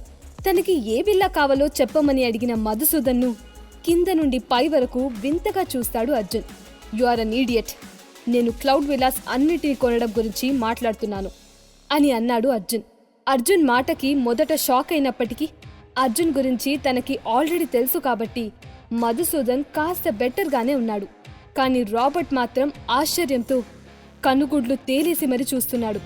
వాళ్ళు ఎంతసేపటికి షాక్ నుండి బయటికి రాకపోవడంతో, మధుసూదన్, మీరేం చేస్తారో నాకు తెలియదు.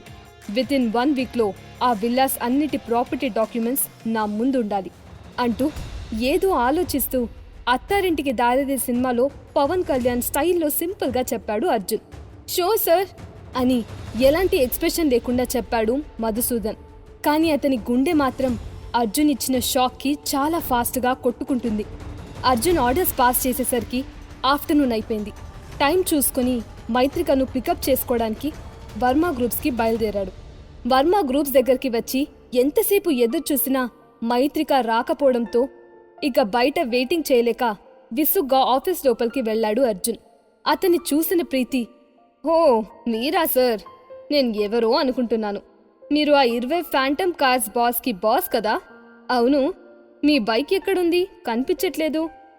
ఎవరైనా బిగ్ షాట్ రైడ్కి తీసుకెళ్లారా అని వెటకారంగా అడిగింది. ఉదయం తనకి జరిగిన అవమానం నుంచి తేరుకోలేక ఆ కోపం మొత్తం అర్జున్ పైనే తీర్చుకుంది ప్రీతి. అర్జున్ ఆమె వైపు విసుగ్గా చూస్తూ, చూడు మిస్ పొగర్పోతు ప్రీతి, నీ చెత్తవాగుడు వినే ఓపిక నాకు లేదు. కాస్త ఫేస్ రైట్ టర్నింగ్ ఇచ్చుకుని పక్కకి జరుక్కు అని చెప్పి తన వైఫ్ కోసం చుట్టుపక్కల చూశాడు.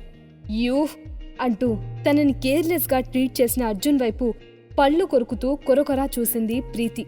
అయినా ఆమెని పట్టించుకోకుండా పక్కనే ఉన్న మరొక వ్యక్తిని పిలిచి, మైత్రిక ఎక్కడా అని అడిగాడు అర్జున్. నాకు తెలీదు అంటూ దురుసుగా సమాధానం చెప్పాడు ఆ యువకుడు. ఏంటి, నీ వైఫ్ కోసం వెతుకుతున్నావా? ఆమె ప్రస్తుతం ఎక్కడుందో ఎవరి దగ్గరుందో ఎవరికి తెలుసు. అసలే మేడంకి ఫ్యాన్స్ ఎక్కువ. అయినా నీ పిచ్చి గాని ఆ ముసలి మధుసూదన్ నిన్ను చూసి మార్నింగ్ నీకు హెల్ప్ చేశాడని నువ్వు అనుకుంటున్నావా? అదంతా నీ భార్య అందం చూసి అని నాకు డౌట్ అని మైత్రిక గురించి వంకరగా మాట్లాడింది ప్రీతి. మధుసూదన్ దేవరాయ గ్రూప్స్ పిఏగా మాత్రమే కాదు, దేవరాయ గ్రూప్స్ ముఖ్యమైన వ్యవహారాల్ని చక్కబట్టే ఒక పవర్ఫుల్ పర్సన్గా అందరికీ తెలుసు. అలాంటి వ్యక్తికి అర్జున్ని బాస్ అని పిలిచాడంటే ఆమె అసలు నమ్మలేకపోతుంది. ఇక మైత్రిక అందంపై ఉన్న అసూయతో మధుసూదన్కి ఆమెకి సంబంధం అంటగట్టేంత నీచానికి దిగజారింది ప్రీతి. నీకు బ్రతుకు మీద ఆశపోయిందా ప్రీతి అంటూ ఎర్రని కళ్లతో సీరియస్గా ఆమె వైపు చూసి అన్నాడు అర్జున్. తన భార్య గురించి తప్పుడు మాటలన్నందుకు ప్రీతిని అక్కడికక్కడే ముక్కలు ముక్కలు చేయాలన్నంత కోపం అతని గుండెల్లో లావాలా ఎగిసిపడుతుంది. అర్జున్ని ఎంత అవమానించినా హేళన చేసినా భరిస్తాడు. కాని తన ప్రాణమైన మైత్రికను అవమానించడంతో కష్టంగా తన చేతి పిడికిలి బిగిస్తూ కోపాన్ని అదుపు చేసుకున్నాడు అర్జున్. హే మైత్రిక, నీ ఇల్లరికపు మొగడు నిన్ను పికప్ చేసుకోవడానికి వచ్చాడు చూడు అని సడన్ గా ఓ వాయిస్ వినిపించడంతో అటువైపు చూశాడు అర్జున్.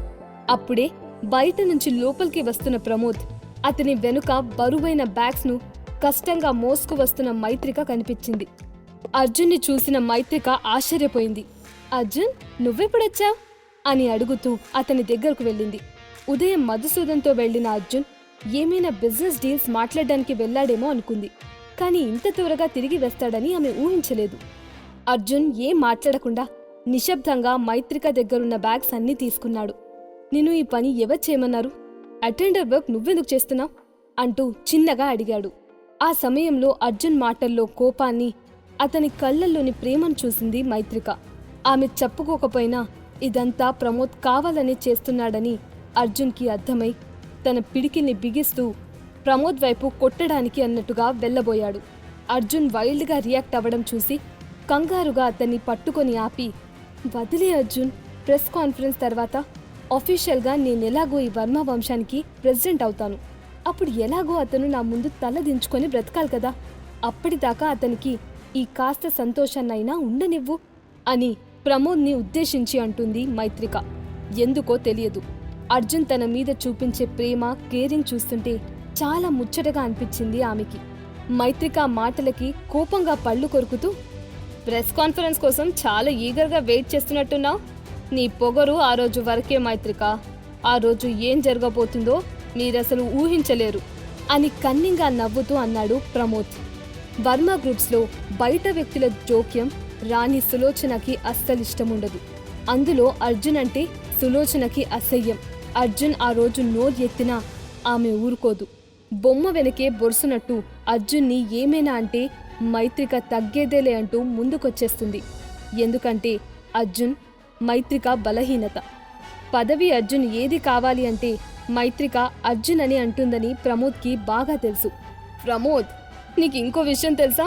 సరిగ్గా ప్రెస్ కాన్ఫరెన్స్ రోజే ద గ్రేట్ మైత్రిక వర్మ ఊరు పేరు లేని ఈ అర్జున్ల వెడ్డింగ్ యానివర్సరీ. అలాంటప్పుడు గతం తలుచుకుంటూ ఆమె సంతోషంగా ఎందుకుండదు అని చేతితో తన నోటిని కవర్ చేసుకుని మరీ నవ్వుతూ అంటుంది ప్రీతి. ఆమె కళ్లల్లో ఎగతాళి, అసహ్యం క్లియర్గా కనిపిస్తున్నాయి. ప్రీతి అన్న మాటలకి అప్పటి వరకు సంతోషంగా ఉన్న మైత్రిక డల్ అయిపోయింది. ఆమెను అలా చూసిన అర్జున్ కూడా దిగులుగా అయిపోయాడు. అది వెడ్డింగ్ యానివర్సరీ కాదు, రిమెంబరెన్స్ డే. వీళ్ళిద్దరూ పెళ్లి చేసుకుని వచ్చిన రోజు ఈ ముంబై నగరం మొత్తం వర్మ వంశాన్ని చులకన చేస్తూ దుమ్మెత్తిపోసింది. అప్పటి వరకు సంపాదించుకున్న పేరు, ప్రతిష్టలు గంగలో కలిసిపోయాయి అని వాళ్ళని చీకొడుతూ మాట్లాడాడు ప్రమోద్. అవును, అందుకనే అప్పటినుంచి నేను ఎక్కడ జనం నన్ను చూసి ఎగతాళి చేస్తారో అన్న భయంతో ఆ రోజు నుంచి బయటికి వెళ్దే ధైర్యం కూడా చేయట్లేదు అని ఏడుపు మొహం పెట్టి అంటుంది కీర్తి. ఈ మైత్రిక తనకి ఎవరు దొరకనట్టు, ఎవరు తనను చేసుకోవడానికి ముందుకు రానట్టు, తనకు తానే మొగుడిని వెతుక్కొని చెప్పా పెట్టకుండా పెళ్లి చేసుకుని మనల్ని ఫూల్స్ చేసింది. అది కూడా ఇలాంటి వేస్ట్ ఫెలోని తీసుకొచ్చి ముంబైలో మన పరువు తీసింది. సిగ్గు లేకపోతే సరే అంటూ అక్కడున్న వర్మ వంశీయుల కొంతమంది వాళ్ళు చుట్టూ చేరి మైత్రికను ఇంకా అవమానిస్తూ మాట్లాడారు. వాళ్ళందరి దృష్టిలో మైత్రిక చేసింది చాలా పెద్ద తప్పు. అందుకే ప్రమోద్ మాత్రమే ఈ వంశానికి అసలు వారసుడని వాళ్ళు అనుకుంటున్నారు. వాళ్ళ మాటలు వింటున్న మైత్రిక తలదించుకొని బాధపడుతూ ఉంది. నిజానికి ఆ రోజు ఎలాంటి పెళ్లి జరగలేదు. కేవలం వాళ్ళ మ్యారేజ్ సర్టిఫికెట్ మాత్రమే తీసుకున్నారు. తనకి బాగా గుర్తు, ఆ రోజు రాత్రంతా తన గదిలో కూర్చొని తెల్లవారే వరకు ఏడ్చింది మైత్రిక. తనని ఎంతో ప్రాణంగా చూసుకునే తాతయ్య చనిపోయే ముందు ఎందుకు అర్జున్కి ఇచ్చి పెళ్లి చేశాడో ఆమెకి ఇప్పటి వరకు అర్థం కాలేదు. అర్జున్ని పెళ్లి చేసుకోవడం, వర్మ కుటుంబ సభ్యులతో ఆమె అన్ని మాటలు, అవమానాలు పడటం, వాళ్ళని టార్గెట్ చేసి మొత్తం ముంబై నగరమే నవ్వడం, ఇవన్నీ ఆలోచిస్తున్న మైత్రిక కళ్ళు కన్నీళ్లతో నిండిపోయాయి. ఆమె నిస్సహాయతను చూస్తున్న అర్జున్ గుండె బరువెక్కింది. ఇన్నాళ్ళు అందరు చేత చెత్త, వేస్ట్ ఫెలో అనే మాటలు మోస్తూ ఎదుటి వాళ్లు ఎంత అవమానించినా అన్నిటినీ సర్దుకుపోయేవాడు. కాని ఇప్పుడు మైత్రిక అంతలా బాధపడటం అతన్ని చాలా కుంగదీస్తుంది. దాంతో కోపంగా గొంతు సరిచేసుకుని, ఇప్పుడు మీరందరూ ఎగతాళి చేస్తున్న మా యానివర్సరీ రోజునే తన లైఫ్లోనే ఒక మెమరబుల్ డేగా మార్చబోతున్నాను. ఇప్పుడు మీరంతా తనని చూసి ఎంత వెకరిస్తున్నారో ఆ రోజున అంతా అసూయపడేలా చేస్తాను. మార్క్ మై వర్డ్స్ అంటూ ఇన్నాళ్ళు మౌనంగా వాళ్ల మాటలు భరించిన అర్జున్ ఈరోజు గట్టిగా మాట్లాడాడు. అర్జున్ మాటలకి అందరూ అతన్ని వెర్రివాడ్లా చూసి 2 సెకండ్ల తర్వాత ఒక్కసారిగా పగలబడి నవ్వారు. నేను మైత్రిక జీవితంలోకి వచ్చినప్పటినుంచి నా ఐడెంటిటీ నా భార్యని ఎప్పుడూ బాధ పెడుతూనే ఉంది. కానీ ఇక నుంచి అలా జరగనివ్వను. ఇకపై నా వల్ల నా భార్యకు జరిగిన అవమానాలకి ఖచ్చితంగా రివెంజ్ తీసుకుంటాను అని ప్రీతి ప్రమోద్ల వైపు కోపంగా చూస్తూ చెప్పి మైత్రిక వైపు తిరిగి, శ్రీమతి గారు, నన్ను నమ్మండి. మన పెళ్లి రోజున ఈ ప్రపంచాన్ని మీ కాళ్ల దగ్గర పెడతాను అని ఉద్వేగంగా చెప్పి ఆమె చేయి పట్టుకుని ముందుకు కదిలాడు అర్జున్. ఇంతలో మై గాడ్, ఇక నవ్వడం నా వల్ల కాదు, నవ్వలేక చచ్చిపోతున్నాను. ఒక్కసారి ఇన్ని జోకులు వేస్తే ఎలా? అయినా ఈ గొప్పలు చెప్పుకుంటూ పబ్బం గడుపుకునేవాడికి ఎలా భరిస్తున్నావు మైత్రిక అంటూ తన పొట్ట పట్టుకుని మరీ నవ్వుతుంది ప్రీతి. నవ్వి నవ్వి ఆమె కళ్ళల్లో నుంచి నీళ్లు కూడా బయటికి వచ్చాయి. మరోపక్క ప్రమోద్ కూడా మైత్రికను వెళ్ళనివ్వకుండా ఆమెకు అడ్డుగా నిలబడి, ప్రపంచం మొత్తాన్ని నీ కాళ్ల దగ్గర పెడతాడట, సినిమాలు ఎక్కువ చూస్తున్నాడనుకుంటా, నేల టికెట్ బ్యాచ్ కదా మీ ఆయన అంటూ గట్టిగా నవ్వడం మొదలుపెట్టాడు. అతని మాటకి ఆ చుట్టూ ఉన్న వాళ్లు కూడా పగలపడి నవ్వడం మొదలుపెట్టారు. కాని మైత్రిక మాత్రం ఇదివరకు ఎప్పుడు లేనట్టు అర్జున్ని అలాగే చూస్తూ ఉండిపోయింది.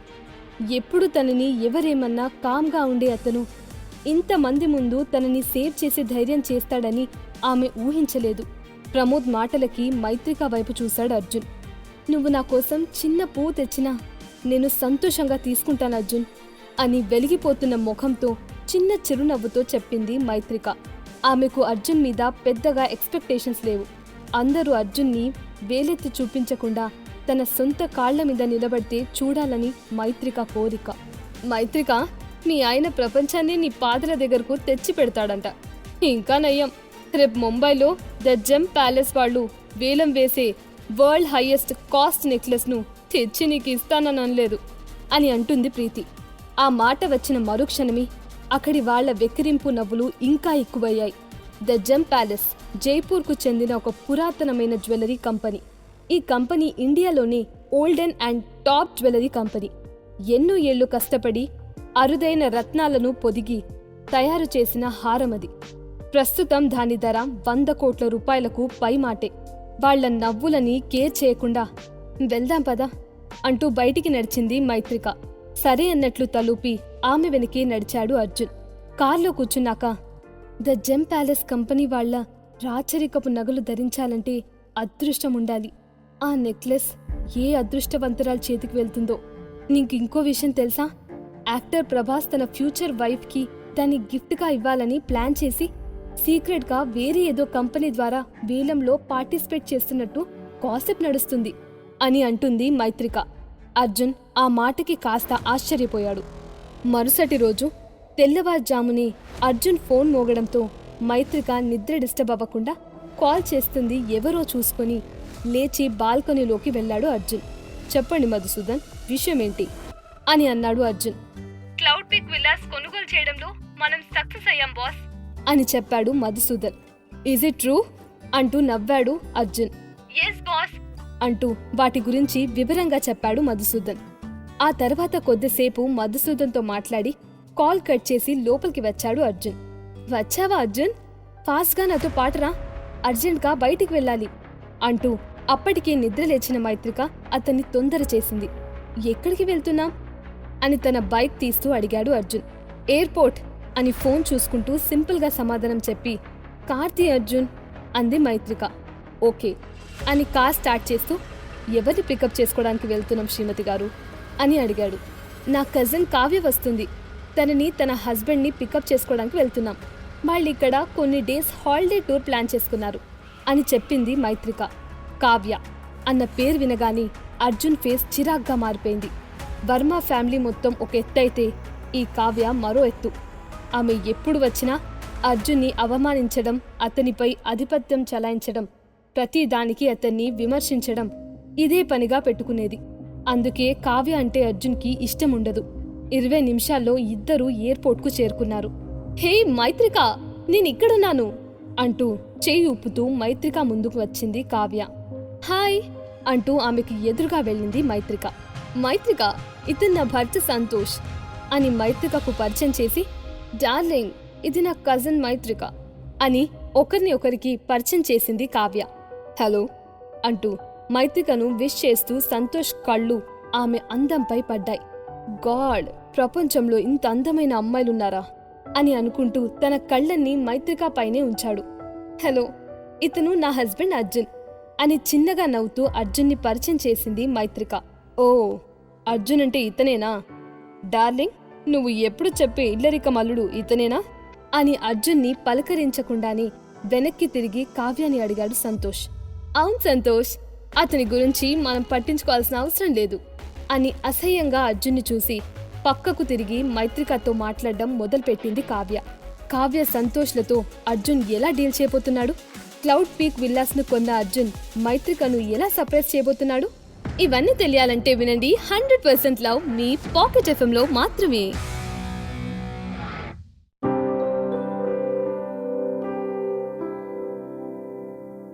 Episode 10 heart attack. తన కజిన్ కావ్యని రిసీవ్ చేసుకోవడానికి అర్జున్తో కలిసి ఎయిర్పోర్ట్కి వెళ్ళింది మైత్రిక. అర్జున్ని సంతోష్కి పరిచయం చేయగానే అతను పట్టించుకోనట్లు బిహేవ్ చేస్తాడు. మైత్రిక, ఈ అర్జున్ ఇంకా ఎదుగు పొదుగు లేకుండా అలానే ఉన్నాడా? అసలు నువ్వు ఇలాంటి పనికి మాన్నవాడిని పెళ్లి చేసుకుని ఏం సాధించావో నాకు అర్థం కావట్లేదు.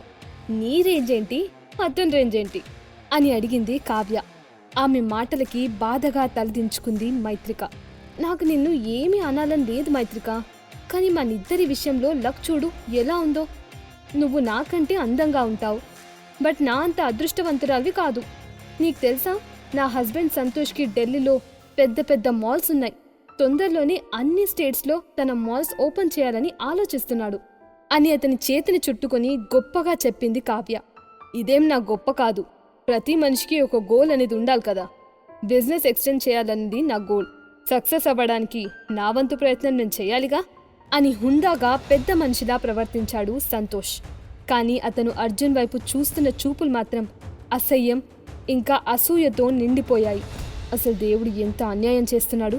ఇలాంటి అందమైన అమ్మాయికి అర్జున్ లాంటి వేస్ట్ ఫెలో ఎలా ఇచ్చాడు అని తన మనసులో అనుకున్న సంతోష్ పైకి నవ్వుతూ, అఫ్కోర్స్ అర్జున్ శాలరీ తనకి సరిపోకపోతే నేను తనకి హెల్ప్ చేయడానికి రెడీగా ఉన్నాను. తను నా కంపెనీలో జాయిన్ అవ్వచ్చు, కానీ అతను మాల్స్లో సెక్యూరిటీకి, క్లీనింగ్ డిపార్ట్మెంట్స్ లాంటివి మాత్రమే మేనేజ్ చేయగలడని నేను అనుకుంటున్నాను అని అర్జున్ వైపు చీప్గా చూస్తూ తను అర్జున్ కంటే చాలా రేట్లు గొప్పవాణ్ణన్నట్టు పోర్ట్రే చేస్తున్నాడు. అర్జున్ మౌనంగా అన్ని వింటున్నాడు, కానీ ఏమీ మాట్లాడలేదు. కానీ అర్జున్కి అతని మాటల వల్ల కోపం వస్తుందేమో అని భయపడ్డ మైత్రిక టాపిక్ చేంజ్ చేస్తూ, ఓకే మీరు ఈసారి ఎలాంటి హాలిడే ట్రిప్ ప్లాన్ చేసుకుంటున్నారు? ఎక్కడెక్కడికి వెళ్ళాలనుకుంటున్నారు అని అడిగింది. ఎందుకో అర్జున్ నార్మల్గా లేనట్టు ఆమె కనిపించింది. హే, క్లౌడ్ విల్లాస్లో ఉన్న మౌంటైన్ విల్లా ఓనర్ మా హస్బెండ్కి బాగా తెలుసు. ఈరోజు మేమిద్దరం ఆ విల్లాని చూడ్డానికి వెళ్దాం అనుకుంటున్నాం అని చాలా ఉత్సాహంగా చెప్పింది కావ్య. క్లౌడ్ విల్లాస్లో ఉండే వాళ్ళందరూ టాప్ మోస్ట్ బిజినెస్ మ్యాన్స్. అలాంటి వాళ్ళు ఇంటికి వెళ్లడం కూడా గొప్ప గౌరవంగా ఉంటుంది చాలా మందికి. కావ్య మాటలు విన్న అర్జున్ ఒక్కసారిగా ఆగిపోయాడు. ఏంటి, నా ఇంటికి చూడ్డానికి వెళ్తున్నారా? దానికోసం నా అనుమతి తీసుకున్నావా అని వాళ్ళిద్దరిని విచిత్రంగా చూస్తూ అనుకున్నాడు అర్జున్. అవును మైత్రిక, మనమిద్దరం కలిసి విల్లా చూడ్డానికి ఎందుకు వెళ్ళకూడదు? ఇదొక రేర్ ఆపర్చునిటీ. ఆ విల్లా మెయిన్ గేట్ వరకు వెళ్ళడానికి కూడా అదృష్టం ఉండాలి అని గర్వంగా చెప్పింది కావ్య. నిజంగానా? నేను కూడా చాలా రోజుల నుంచి వెళ్ళాలనుకుంటున్నాను అని ఉత్సాహంగా చెప్పింది మైత్రిక. చిన్నప్పటి నుంచి ఆ క్లౌడ్ విల్లాస్ అంటే ఆమెకి చాలా ఇష్టం. అక్కడ ఉండాలని మైత్రిక కల. కానీ ఇప్పటి వరకు కనీసం వాటి గేట్లు చూసే అదృష్టం కూడా ఆమెకి కలగలేదు. ఆమె మాటలకి అర్జున్ ఎలాంటి అభ్యంతరం చెప్పలేదు. ఈరోజు అతను ఆమె పేరు మీద కొన్న ఆ విల్లాలని ఆమెకే పరిచయం చేస్తున్నట్టు అనుకున్నాడు. కాసేపటికి నలుగురు క్లౌడ్ విల్లా ఎంట్రన్స్ గేట్ వద్దకు చేరుకున్నారు. భారీ శరీరంతో ఉన్న ఒక మధ్య వయసు వ్యక్తి అసహనంగా అక్కడికి వచ్చాడు. అతన్ని చూసిన సంతోష్, మీరు కారులోనే వెయిట్ చేయండి, నేను కిందికి వెళ్ళి ఒకసారి ప్రాపర్టీ మేనేజర్కి హలో చెప్పి వస్తాను. గుర్తుంచుకోండి, ఇక్కడ ప్రతిదీ కూడా ఎక్స్పెన్సివ్. మీ వల్ల నాకు ఎలాంటి ప్రాబ్లమ్స్ రాకూడదు అని మైత్రిక అర్జున్ల వైపు చూసి కార్ దిగి ఆ వచ్చిన అతనితో వెళ్ళాడు. చూసావా అర్జున్, దీనినే నెట్వర్క్ అంటారు. సక్సెస్ అయిన ప్రతి మనిషికి ప్రతి చోట ఫ్రెండ్స్ ఉంటారు. నీలా లేజీగా ఉండే వాళ్ళకి ఇలాంటి ఛాన్స్ ఉండదు అని వెళ్తున్న సంతోష్ వైపు చూస్తూ చెప్పింది కావ్య. నెట్వర్క్, నాట్ ఇంట్రెస్టెడ్ అని ఒక్క ముక్కలో సమాధానం చెప్పాడు అర్జున్. వేల కోట్ల సామ్రాజ్యానికి అధిపతి అయిన అర్జున్కి శత్రువులు ఎంతమంది ఉంటారో లెక్కలేదు. అలాంటి వాళ్ళు తన చుట్టూ ఉండగా ఇంకా అతనికి నెట్వర్క్ ఏమవసరం? హోప్లెస్ మ్యాన్ అని విసుగ్గా అనుకుంటూ కళ్ళు మూసుకొని వెనక్కి వాలింది కావ్య. కనీసం నిట్టూర్పు విడవడానికి కూడా బద్దకించింది. ఆమె దృష్టిలో అర్జున్ అంటే గొడుగు కొట్టిన సున్నం లాంటివాడు. స్టీరింగ్ మీద పడుకున్న అర్జున్ మనసులో, ఓయ్ బై బయ్యే బంగారు కావ్యమ్మ, బాయి చెరువు కాడ బోరింగు కావ్యమ్మ, నువ్వుండే వారం 10 రోజులకి తొకలో బిల్డప్పులు ఎందుకులే కావ్యమ్మ అని పాడుతూ కాలక్షేపం చేస్తూ హఠాత్తుగా లేచి మైత్రికను చూసి, శ్రీమతి గారు, మీరు లోపలికి వెళ్ళాక అక్కడ మీకు ఏమీ నచ్చలేదో నాకు చెప్పండి. ఈసారి మీరు ఇక్కడికి వచ్చేసరికి వాటిని మార్పిస్తాను అని క్యాజువల్గా చెప్పాడు. అతని మాటలకు అయోమయంగా చూసింది మైత్రిక. ఇక కావ్య గట్టిగా నవ్వుతూ, మార్పించాలా? కొంపదీసి ఈ విల్లాకి యజమానివి నువ్వే అన్నట్టు కలగన్నావా ఏంటి అని అడగ్గాని విసుగ్గా తల తిప్పుకుంది మైత్రిక. కాసేపటి తర్వాత వాళ్ళు అక్కడి నుంచి క్లౌడ్ విల్లా మెయిన్ గేట్ దగ్గరికి వెళ్ళగాని సంతోష్ చాలా సీరియస్గా, చూడండి, మీరిద్దరూ నాకు దగ్గరగా ఉండండి, ఎలాంటి సిల్లీ థింగ్స్ చేయొద్దు. ఇక్కడున్న ప్రతి ప్లాంట్, ఫ్లవర్స్ అన్నీ ఎక్స్పెన్సివ్. మీరు వాటిలో ఏ ఒక్కటి పాడు చేయడానికి కానీ ముట్టుకోవడానికి కానీ ట్రై చేయొద్దు అని వాళ్ళిద్దరికీ ఇన్స్ట్రక్షన్స్ చెప్తున్నాడు. సంతోష్ మాటలు విన్న మైత్రిక, కావ్య ఇద్దరూ సీరియస్గా అర్థమైనట్టు తలూపారు. కాని అర్జున్ మొహం మాత్రం అదంతా తన సొంతం అన్నట్టు కనిపించింది. వావ్, ఎంత అందంగా ఉంది ఇక్కడ! నేలంతా పూల మొక్కలతో, వాటి సువాసనలతో, పక్షుల అరుపులతో ఎంతో అద్భుతంగా ఒక స్వర్గంలో ఉన్నట్టుంది అంటూ తన ముందున్న సుందర దృశ్యాన్ని ఆస్వాదిస్తుంది కావ్య. అవును కావ్య, చూసావా ఈ గ్రాస్, అందమైన శిల్పాలు, ఫౌంటైన్, ఇంకా ఈ హంసలు. గాడ్, బయటే ఇంత అందంగా ఉంటే లోపల ఇంకెంత బాగుంటుందో అని అంది మైత్రిక. ఆమె గులాబీ రంగు మొహం ఆ ప్రకృతి మధ్య అప్పుడే వికసించిన గులాబీలా మారింది. సంతోష్కి ఎప్పుడెప్పుడు డప్పు కొడదామా అని రెడీగా ఉండే. మైత్రిక, మీ ఇద్దరూ నా హస్బెండ్కి థ్యాంక్స్ చెప్పాలి. ఆయన లేకపోతే మీకు ఇక్కడికి వచ్చే అవకాశం ఉండేది కాదుగా అని చాలా ఉత్సాహంగా చెప్పింది. ఇదంతా గొప్ప కాదు, దీనికి హెల్ప్ చేసిన నా ఫ్రెండ్ గొప్ప అని తన భార్య పొగడ్తలను గర్వంగా అన్నాడు సంతోష్. శ్రీమతి గారు, మీకిక్కడ ఈ అట్మాస్ఫియర్ నచ్చిందా అని గొప్పలోకి పోతున్న వాళ్ళిద్దరి మాటలు పట్టించుకోకుండా మైత్రిక వైపు తిరిగి ప్రేమగా అడగ్గాని, చాలా నచ్చింది అర్జున్ అని చిన్న చిరునవ్వుతో సంతోషంగా చెప్పింది మైత్రిక. ఆమెని అలా చూసుకుంటూ పక్కకు తిరిగిన అర్జున్ మైత్రికనే చూస్తూ సొల్లు కారుస్తున్న సంతోష్ని చూసి కొంచెం ఆశ్చర్యపోయాడు. అసలు ఇంత అందమైన అమ్మాయి వీణ్ణెలా పెళ్లి చేసుకుంది అనుకుంటూ అసూయతో అర్జున్ వైపు చూస్తున్న సంతోష్కి ఒక్కసారిగా గుండె ఆగిపోయినట్టు అనిపించింది. అతను రియాక్ట్ అయ్యేలోపే అక్కడున్న గ్రాస్ మీద అడుగు పెట్టడానికి రెడీగా ఉన్న అర్జున్ని చూసి, నాన్సెన్స్ అర్జున్, నీకు చెప్తే అర్థం కాలేదా? చెవిటోడివా? ఏం చేస్తున్నావు నువ్వు? ఆ గడ్డి మీద కాలు పెట్టడానికి ఎంత ధైర్యం? నీకు బ్రతకాలం లేదా ఇక్కడేదైనా పాడైందంటే నువ్వు జీవితం మొత్తం కష్టపడినా కట్టలేనంత ఫైన్ వేస్తారు అని భయంగా చుట్టూ చూస్తూ కోపంతో అరుస్తున్నాడు సంతోష్. అయ్యో మైత్రిక, త్వరగా నీ హస్బెండ్ని ఆపు అని అరుస్తూ, యూ అర్జున్, మర్యాదగా వెనక్కిరా, లేకపోతే నేను మిమ్మల్ని ఇప్పుడే సెక్యూరిటీతో బయటికి గెంటేస్తాను, క్షణం కూడా ఆలోచించను అని నడుం మీద చేతులు పెట్టుకొని అర్జున్ని తిడుతూ తనే ఆ విల్లా ఓనర్లా బిహేవ్ చేస్తుంది కావ్య. ఏంటి, నన్నే బయటికి గెంటేస్తారా అని అనుకుంటూ నవ్వుకున్నాడు అర్జున్. ఇప్పుడీ గ్రాస్ ఫ్లోర్ పై కాలు పెడితే తన సొంత ఇంట్లో నుంచి తనను బయటికి పంపించడానికి తన కాలి గోటిని తాకే సాహసం ఎవరు చేస్తారో చూడాలనుకున్నాడు అర్జున్. అవును, డోంట్ ఫర్గెట్ అర్జున్, నా హస్బెండ్ లేకపోతే కనీసం ఒక డాగ్ లాగా కూడా ఈ ఎంట్రన్స్ గేట్ ని కూడా నువ్వు తాకేవాడివి కాదు అంటూ అసహ్యంగా అర్జున్నే చూస్తూ అంటుంది కావ్య. అర్జున్ తన ఐబ్రోస్ రేస్ చేశాడు. ఆమెతో వాదన కంటిన్యూ చేయాలనుకున్నాడు, కానీ అప్పటికే మైత్రిక మొహంలో మాయమవుతున్న నవ్వును చూసి చిన్నగా భుజాలెగ్రేసి కామ్గా వాళ్ల వెనక వెళ్లాడు. ఆ విల్లాలోకి ఫస్ట్ ఫ్లోర్లోకి వచ్చారు వాళ్ళందరూ. క్లౌడ్ విల్లాస్లో 4 రకాల విల్లాలున్నాయి. వాటిలో ఎత్తుగా పర్వతం పైన ఉన్న విల్లాని monarch design of the world అని పిలుస్తారు. వరల్డ్లోని టాప్ మోస్ట్ బిజినెస్ మ్యాన్ అక్కడ ఉంటాడని అందరూ అనుకుంటారు.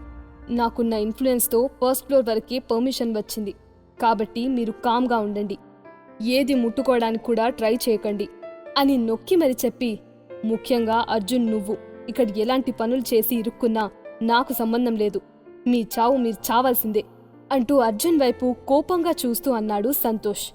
ఓ సరే, కానీ సంతోష్, ఇంత సమర్థుడైన నీకు విల్లాలని ఒక మిస్టీరియస్ పర్సన్ కొన్నాడన్న విషయం తెలీదా అని సంతోష్ని వెక్కిరిస్తూ అన్నాడు అర్జున్. ఆ మాటతో మైత్రిక తనకే తెలియని ఈ న్యూస్ అర్జున్కి ఎలా తెలుసని షాక్ అయింది. రూమర్స్ క్రియేట్ చేయొద్దు అర్జున్, మైండ్ ఉన్న వాడెవడు నీ మాటలు నమ్మడు. అయినా ఇక్కడ ఒక్కొక్క విల్లా కాస్ట్ ఎంతుంటుందో నీకు తెలుసా? కబుర్లు చెప్పకు అంటూ వాదనకు దిగాడు సంతోష్. అర్జున్ చెప్పిన న్యూస్ వల్ల మైత్రిక, కావ్య ఇద్దరూ అతని ఆశ్చర్యంగా చూస్తూ ఉండడం చూసి అసూయతో ఈ వాదనకు దిగాడు సంతోష్. అర్జున్, నీ ఫ్రెండ్గా ఒక చిన్న సలహా ఇస్తున్నాను, కాస్త నువ్వు ముందు వెనుక చూసి మాట్లాడడం నేర్చుకుంటే మంచిది అంటూ అర్జున్కి నీతులు చెప్తూ తన వెనుక పొడువుగా స్తంభంలా ఉన్నదానికి ఆనుకున్నాడు సంతోష్. కాని ఎవరూ ఊహించని విధంగా వెనక్కి ఆనుకున్న అతను నిలదొక్కుకోలేక దానిపై పడిపోయాడు. నిజానికి అతను అనుకున్నట్లుగా అతడి వెనుక ఉన్నది స్తంభం కాదు, పోర్సిలెన్ వేస్. చాలా అరుదైన రోమన్ కాలం నాటి ప్రోక్లైన్ వేస్ అది. సంతోష్ వెనక్కి వాలేసరికి చాలా తేలికగా ఉన్న ఆ వేస్ దబ్బున కింద పడి ముక్కలైపోయింది. అదొక్కటే కాదు, దాని పక్కనే ఉన్న దాదాపు 10 వేసెస్ టకా టకా పడిపోయి ముక్కలైపోయాయి. 2 నిమిషాల పాటు టాంగ్ టాంగ్ టాంగ్ అని వినిపించిన చప్పుడికి సంతోష్ మొహం పాలిపోయింది. రక్తపు చుక్క కూడా అతని మొహంలో లేదు. ఇదెలా జరిగింది? నువ్వేం చేయలేదు కదా? అయినా ఇవి కాస్ట్లీ కాదనుకుంటా కదా అంటూ భయంగా అడిగింది కావ్య. భయంతో వణుకుతున్న ఆమెకి సరిగ్గా మాట కూడా రావట్లేదు. ఫైన్ వేస్తారేమో అనుకుంటా అని చిన్నగా లేచి నిలబడి, ఏం జరిగింది అని హార్ట్అటాక్ వచ్చినట్టు గుండె మీద చేయి పెట్టుకుని అడిగాడు సంతోష్. కాని అక్కడ ముక్కలుగా పడిన వేసెస్ని చూసి భయంతో గుటుకలు మింగాడు. మీ డబ్బున్న వాళ్ళందరూ ఎందుకింత డిఫరెంట్గా ఉంటారు సంతోష్? నేను గడ్డి మీద కాలు పెడితేనే ఏదో కొంపలు అంటుకుపోయినట్టు గొడవ చేశారు, మరి మీరిప్పుడు 1 కాదు 10 వేసెస్ పగలగొట్టారు, దీనికి ఎలాంటి ఫైన్స్ పడవా అని అమాయకంగా అడుగుతూనే ఎగతాళిగా అన్నాడు Arjun. Arjun, stop it, don't speak nonsense అని అర్జున్ని కసిరి కావ్య చేతిని పట్టుకొని ఓదార్చింది మైత్రిక. కంగారు పడ కావ్య, బహుశా ఈ వేసెస్ అలంకరణ కోసం మాత్రమే పెట్టుంటారు, విలువైనవి కాదనుకుంటా అని విరిగిపడిన వేసెస్ని చూస్తూ అంటుంది మైత్రిక. అవును మైత్రిక, నువ్వు చెప్పేది కరెక్టే, విలువైన వస్తువులైతే ఇలా ఓపెన్ ప్లేస్లో ఎందుకు ఉంచుతారు? ఇవి ఖచ్చితంగా డెకరేషన్ ఫేసెసే అయ్యుంటాయి, వాల్యుబుల్ అయితే కాదు అని తన భయాన్ని తగ్గించుకోవడానికి తనని తానే ఓదార్చుకుంటూ ధైర్యం తెచ్చుకుంటుంది కావ్య. అయ్యో, నేను మిమ్మల్ని భయపెట్టాలని చెప్పడం లేదు. ఈ వాజెస్ అన్నీ రోమన్ కాలం నాటి అరుదైన పీసెస్. వీటి నాణ్యతను బట్టి ఎంత లేదన్నా ఒక్కొక్క పీస్ 3 lakhs పైనే ఉంటుంది అని విరిగిపోయిన ముక్కల్లో ఒకదాన్ని చేతిలోకి తీసుకొని దానిని గమనిస్తూ అన్నాడు అర్జున్. అర్జున్ ఇంటి నుంచి పారిపోయి వచ్చాక తను పెరిగిన ఇంట్లో ఇలాంటి పురాతన వస్తువులు చాలా ఉండేవి. అక్కడే వీటి గురించి చాలా తెలుసుకున్నాడు. ఏంటి, ఒక్కొక్కటి 3 లక్షలా? అంటే 10 పీసెస్కి 30 లక్షలా? అంటూ భయాందోళనకు గురై నీలపై పడిపోయింది కావ్య. బోలెడంత ఆస్తులున్నాయని చెప్పినా వాటిని అనుభవించే హక్కు గాని లిక్విడ్ క్యాష్ రూపంలో ఖర్చు పెట్టే హక్కు వాళ్ళకి ఇంకా ఇవ్వలేదు పెద్దవాళ్ళు. అందుకే కావ్య, సంతోష్ ఇంత భయపడుతున్నారు. నువ్వు మమ్మల్ని భయపెట్టడానికి ట్రై చేస్తున్నావు కదా అని కోపంగా అరిచాడు సంతోష్. అతను అరుస్తున్న టైంలోనే ఒక గుంపులుగా 10 మంది వ్యక్తులు అక్కడికి పరిగెత్తుకుంటూ వచ్చారు. పరిగెత్తుకుంటూ వచ్చిన ఆ గుంపు ఎవరు? సంతోష్ని ఈ ప్రాబ్లం నుండి అర్జున్ బయట పెట్టేస్తాడా? తెలుసుకోవాలంటే వినండి 100% లవ్ మీ పాకెట్ ఎఫ్ఎంలో మాత్రమే.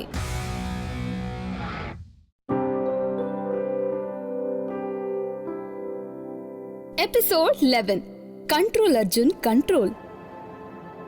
కావ్య, సంతోష్లతో కలిసి క్లౌడ్ విలాస్కు వెళ్తారు అర్జున్, మైత్రికలు. అక్కడ డెకరేషన్కి పెట్టిన కాస్ట్లీ ఫ్లవర్ వేజెస్లను చూసుకోకుండా కింద పడేస్తాడు సంతోష్. వాటి కాస్ట్ కనీసం 3 లక్షలు ఉండొచ్చని అర్జున్ చెప్పడంతో, నువ్వు మమ్మల్ని భయపెట్టడానికి ట్రై చేస్తున్నావు కదా అని కోపంగా అరిచాడు సంతోష్. అతను అరుస్తున్న టైంలోని ఒక గుంపులుగా 10 మంది భారీ పర్సనాలిటీస్ ఉన్న వ్యక్తులు అక్కడికి పరిగెత్తుకుంటూ వచ్చారు. అదిగో నా ఫ్రెండ్ వస్తున్నాడు, అతనికి నా గురించి బాగా తెలుసు, ఇలాంటి చిన్న చిన్న విషయాలను అతను పట్టించుకోడు అని ఆ గుంపులో ఉన్న ప్రాపర్టీ మేనేజర్ వాసు వైపు వేలు చూపిస్తూ అన్నాడు సంతోష్. దగ్గరికి వచ్చి అదంతా చూసిన వాసు కళ్ళు ఎర్రబడ్డాయి. సారీ వాసు, అనుకోకుండా జరిగిపోయింది. మిమ్మల్ని డిస్టర్బ్ చేసినందుకు ఎక్స్ట్రీమ్లీ సారీ. నెక్స్ట్ టైం నేను నీకు మంచి డ్రింక్ ట్రీట్ ఇస్తాను, కుమ్మెద్దాం అంటూ అతన్ని మచ్చిక చేసుకోవడానికి ట్రై చేస్తూ అన్నాడు సంతోష్. అక్కడ విరిగి పడున్న వేజెస్ని చూసిన వాసు మొహం వాడిపోయింది. What is this Santosh? నిన్ను నమ్మి లోపలికి తీసుకొస్తే ఇలా అన్నిటినీ పాడు చేస్తావా? Do you know how old these are? ఒక్కొక్క దాని కాస్ట్ 3 లక్షల రూపాయలు అని ఎర్రటి కళ్లతో చూస్తూ గట్టిగా అరిచాడు వాసు. వాసు, సంతోష్ ఒకసారి పబ్లో కలిశారు. మాటల మధ్యలోనే వాసు క్లౌడ్ విలాస్లో ప్రాపర్టీ మేనేజర్గా పనిచేస్తున్నట్టు చెప్పగానే వాటిని చూడ్డానికి అతనికి గిఫ్ట్లు ఇస్తూ కాకాపట్టి ఎలాగో అలాగా పర్మిషన్ సంపాదించాడు సంతోష్. ఇలా అవుటర్స్ని అలౌ చేశాడని తెలిస్తే అతని ఉద్యోగం పోతుంది. అందులోనూ అంతటి కాస్ట్లీ ఫ్లవర్ వేసెస్ పగిలిపోయాయని తెలిస్తే తన పరిస్థితి ఏంటి? అందుకే వాసు అంతలా భయపడుతున్నాడు. నిజంగా ఇవి అంత కాస్ట్లీవా అంటూ ఏడుపు మొహంతో అడిగాడు సంతోష్. అతడు లోపల భయంతో వణికిపోతున్నాడు. కావ్య ఏడుపు గొంతుతో, సంతోష్ ఇప్పుడు ఏం చేయాలి? 30 లక్షలు, అంత డబ్బు మన దగ్గర ఎలా? ఈ విషయం ఇంట్లో వాళ్ళకి తెలిస్తే మనల్ని చంపేస్తారు అని భయంతో అంటుంది. తన గొప్ప కోసం ఈ ఇల్లు చూడాలి, చూపించాలి అనుకుంది, కానీ ఇలా ఇబ్బందులు వస్తాయని ఆమె అనుకోలేదు. ఇంతలో షడప్ అని ఆమెని కసిరాడు సంతోష్. అసలే అంత గందరగోళంలో ఉన్న అతనికి కావ్య ఏడుపు చిరాకు తెప్పిస్తుంది. కాసేపు అటు ఇటు చూసిన అతనికి అర్జున్ కనబడటంతో అతని దగ్గరికి వెళ్ళి, అసలిదంతా నీ తప్పే.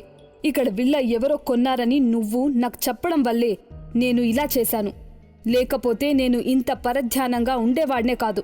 ఖచ్చితంగా ఇదంతా నీ తప్పే అంటూ పిచ్చివాడిలా అరిచాడు సంతోష్. ఆ టైంలో అతనికి మంచి చెడుల గురించి ఏమీ పట్టట్లేదు. ఆ 30 లక్షల ఫైన్ నుంచి తప్పించుకోవడానికి ఏం చేయడానికైనా సిద్ధంగా ఉన్నాడు. అందుకే ఆ నేరం మొత్తం అర్జున్ పైన వేయడానికి రెడీ అయిపోయాడు. అవును మైత్రిక, ఇదంతా నీ భర్త తప్పే. నేను నిజంగా పిచ్చిదాన్ని.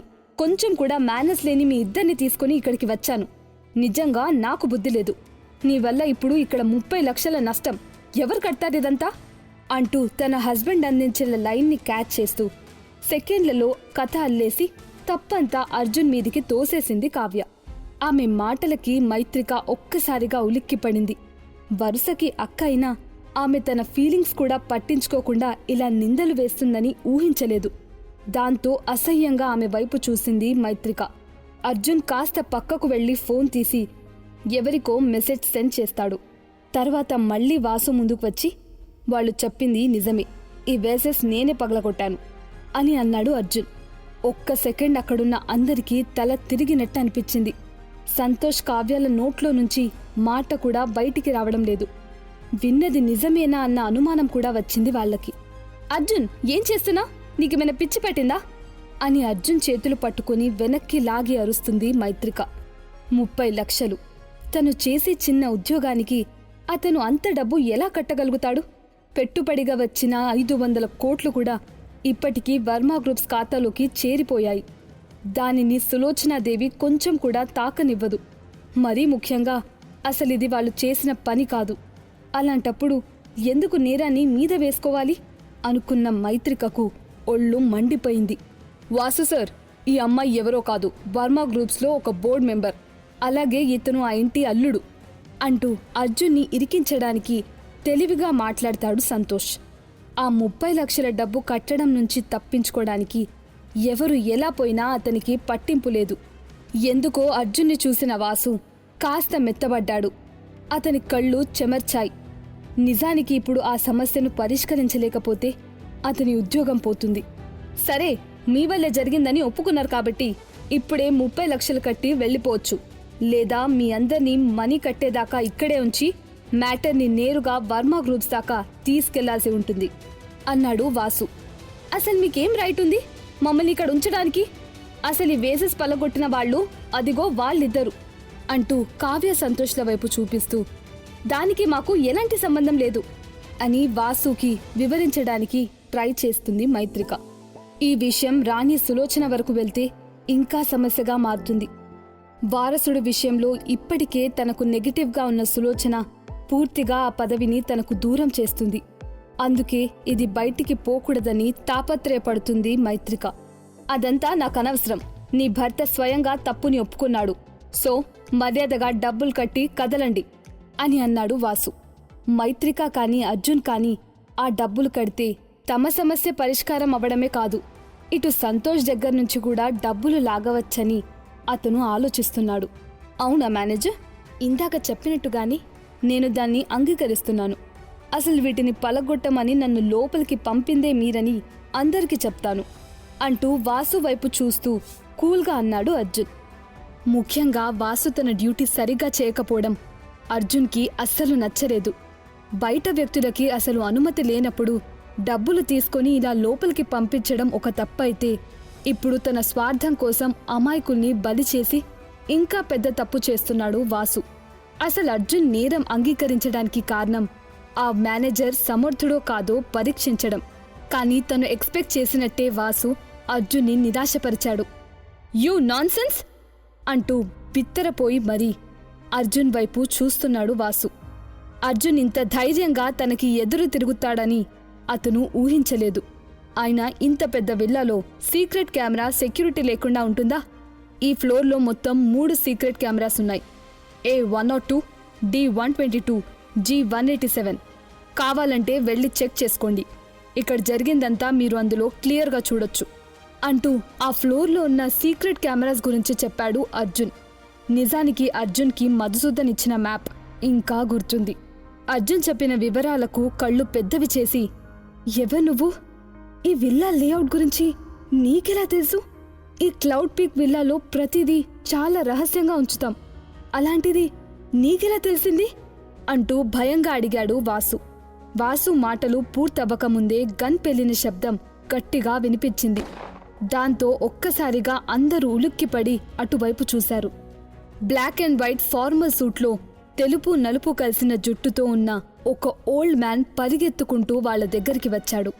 మై గాడ్, చైర్మన్ సార్ అంటూ కళ్ళు నోరు వదిలేసి మరీ ఆయన్ని చూస్తున్నాడు వాసు. అతనికి భూమి అంతా తలకిందులుగా తిరుగుతున్నట్లుగా అనిపించింది.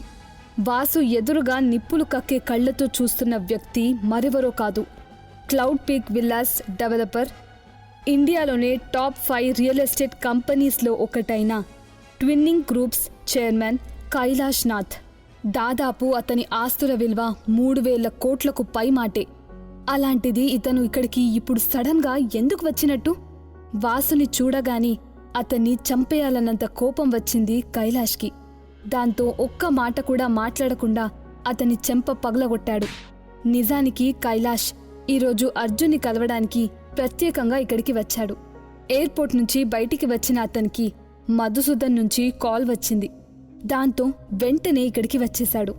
బాస్టర్డ్, నువ్వు అర్జున్ సార్ కాళ్ల మీద పడి క్షమాపణ చెప్తావా లేదా అంటూ పళ్ళు కొరుకుతూ వాసుని ఆదేశించాడు కైలాష్. 100 కోట్లు పెట్టి విల్లాసన్ని కొన్న అతనికి వాసులాంటి వాళ్లని మాయం చేయడం నిమిషాల్లో పని. మరీ ముఖ్యంగా మధుసూదన్ మాటల్లో అర్జున్కి దేవరాయ గ్రూప్స్కి ఏదో సన్నిహిత సంబంధం ఉందని అతనికి అనిపించింది. అర్జున్ని అవమానించడం, చావుని తెచ్చుకోవడం రెండూ ఒకటే అని అర్థం చేసుకున్నాడు కైలాష్. అర్జున్ సారా అంటూ వణికిపోతూ కైలాష్ని భయంగా చూశాడు వాసు. ఈ అర్జున్ వర్మ ఫ్యామిలీకి అల్లుడు కదా. ఇన్ని వేల కోట్ల అధిపతి అయిన కైలాష్కి ఇతనికి సంబంధమేంటి అని ఆలోచిస్తున్నాడు వాసు. తను చెప్పిన పని చేయకుండా ఆలోచనలో మునిగి ఉన్న వాసుని చూసిన కైలాష్కి కోపం కట్టలు తెంచుకోవడంతో బలంగా వాసు గుండెల్లో తన్నాడు. ఆ దెబ్బకి అతను నేలపై దొర్లుతూ వెళ్లి గోడకు గుద్దుకున్నాడు. యూ డర్టీ ఫెలో అని అతన్ని తిట్టి వెనక్కి తిరిగి అర్జున్ దగ్గరికి వచ్చాడు కైలాష్. కైలాష్ తన 2 చేతులు జోడించి తలదించుకొని, నన్ను క్షమించండి అర్జున్ గారు అని చాలా వినయంగా అడిగాడు. అర్జున్కి కోపం వస్తే దేవరాయ గ్రూప్స్తో తనకున్న సంబంధాలన్నీ క్షణంలో తెగిపోతాయని కైలాష్ భయం. సంతోష్, కావ్య ఇద్దరూ కళ్లను బయటికి పొడుచుకు వచ్చేంత పెద్దవి చేసి మరీ చూస్తున్నారు. 1000 కోట్ల అధిపతి అయిన వ్యక్తి అసలు ఎందుకు పనికిరాని మన ఇంటి అల్లుడికి వంగి మరీ క్షమాపణ చెప్తున్నాడు? ఇతనికేమైనా పిచ్చా అని అనుకున్నారు ఇద్దరు. అసలు ఇక్కడ ఏం జరుగుతుంది? అర్జున్కి కైలాష్ వంగి మరీ క్షమాపణ చెప్పడమేంటి? ఈ అర్జున్ నా దగ్గర ఏదో దాచుతున్నాడు అని తనలో తానే అనుకుంటూ అర్జున్ వైపు చూసింది మైత్రిక. మీరు నిజాయితీగా క్షమాపణ అడిగారు కాబట్టి ఇక నేను చెప్పడానికి ఏం లేదు. మరి పగిలిపోయిన ఈ వ్యాసెస్ని ఏం చేద్దాం అని సన్నని చిరునవ్వుతో అడిగాడు అర్జున్. వాటి ఫైన్ నేను కడతాను అని తడుముకోకుండా చెప్పాడు కైలాష్. మరి ఇక నేను నా వైఫ్ ఇక్కడ నుండి వెళ్ళొచ్చా అని అర్జున్ అడగగానే, ఖచ్చితంగా వెళ్ళొచ్చు. నా ప్రైవేట్ జెట్ ఈ విల్లాలో ఉన్న హెలిప్యాడ్లో పార్క్ చేసింది. మీరు కావాల్సినంతసేపు ఇక్కడుండి ఎప్పుడైనా అందులో వెళ్ళొచ్చు అని వినయంగా చెప్పాడు కైలాష్. ఓకే అని అన్న అర్జున్ అతను వెళ్ళిపోయాక విల్లా మొత్తం చూసి మైత్రికని తీసుకుని అక్కడి నుండి ఇంటికి బయలుదేరాడు. ఇంట్లోకి వచ్చిన అర్జున్ని నేరుగా తన గదిలోకి లాక్కెళ్లి గోడకి ఆనించి మరీ 2 వైపులా చేతులు గోడకి పెట్టి అతన్ని ఎటూ వెళ్ళనివ్వకుండా లాక్ చేసింది మైత్రిక. నీ యాక్టింగ్ ఆపు అంటూ అక్కడ్నుంచి కదులుతున్న అతని గుండెలపై 2 చేతులు పెట్టి వెనకున్న గోడని అదిమిపెట్టి, నువ్వు నాకు ఏమైనా చెప్పాలనుకుంటున్నావా అర్జున్? నా దగ్గరేమైనా దాస్తున్నావా అని సూటిగా అతని కళ్లలోకి చూస్తూ అడిగింది మైత్రిక.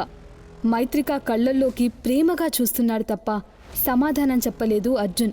కోపంగా పళ్ళు కొరుకుతూ, నిన్నే అర్జున్, మాట్లాడు అంటూ అతనికి ఇంకా దగ్గరగా జరిగింది మైత్రిక.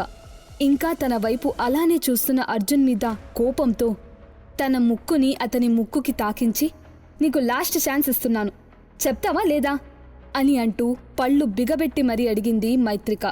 తనకు అంత దగ్గరగా ఉన్న ఆమెను చూస్తూ నిగ్రహించుకోలేక, కంట్రోల్ అర్జున్ కంట్రోల్ అని మనసులో అనుకొని, మీరు అనుకున్నట్లు ఏం లేదు, నేను స్నానానికి వెళ్తున్నాను అంటూ చుటుక్కున ఆమెను వెనక్కి నెట్టి తన బట్టలు తీసుకుని బాత్రూంలోకి పరిగెత్తాడు అర్జున్. ఇంకొక 1/2 నిమిషం అలా ఉన్నా ఆమెను అమాంతం వాటేసుకొని ఆమె పెదవులపై ముద్దు పెట్టేసేవాడు. కానీ అతను వాళ్ళ వెడ్డింగ్ యానివర్సరీ రోజు ఆమెకి చాలా సర్ప్రైజెస్ ప్లాన్ చేశాడు. అందుకే ఇప్పుడు వాటికి సమయం కాదని అనుకుని కామయ్యాడు.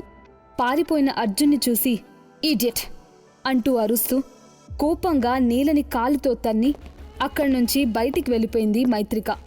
మరుసటి రోజు ఉదయం 2 షాకింగ్ న్యూస్లు ముంబై నగరం మీద దాడి చేశాయి. అర్జున్ ప్రమోద్ కోసం స్పాట్ రెడీ చేస్తున్నాడా? అర్జున్ మైత్రికకి ఎలాంటి సర్ప్రైజ్ ఇవ్వబోతున్నాడు? తెలుసుకోవాలంటే వినండి 100% లవ్ మీ పాకెట్ ఎఫ్ఎంలో మాత్రమే.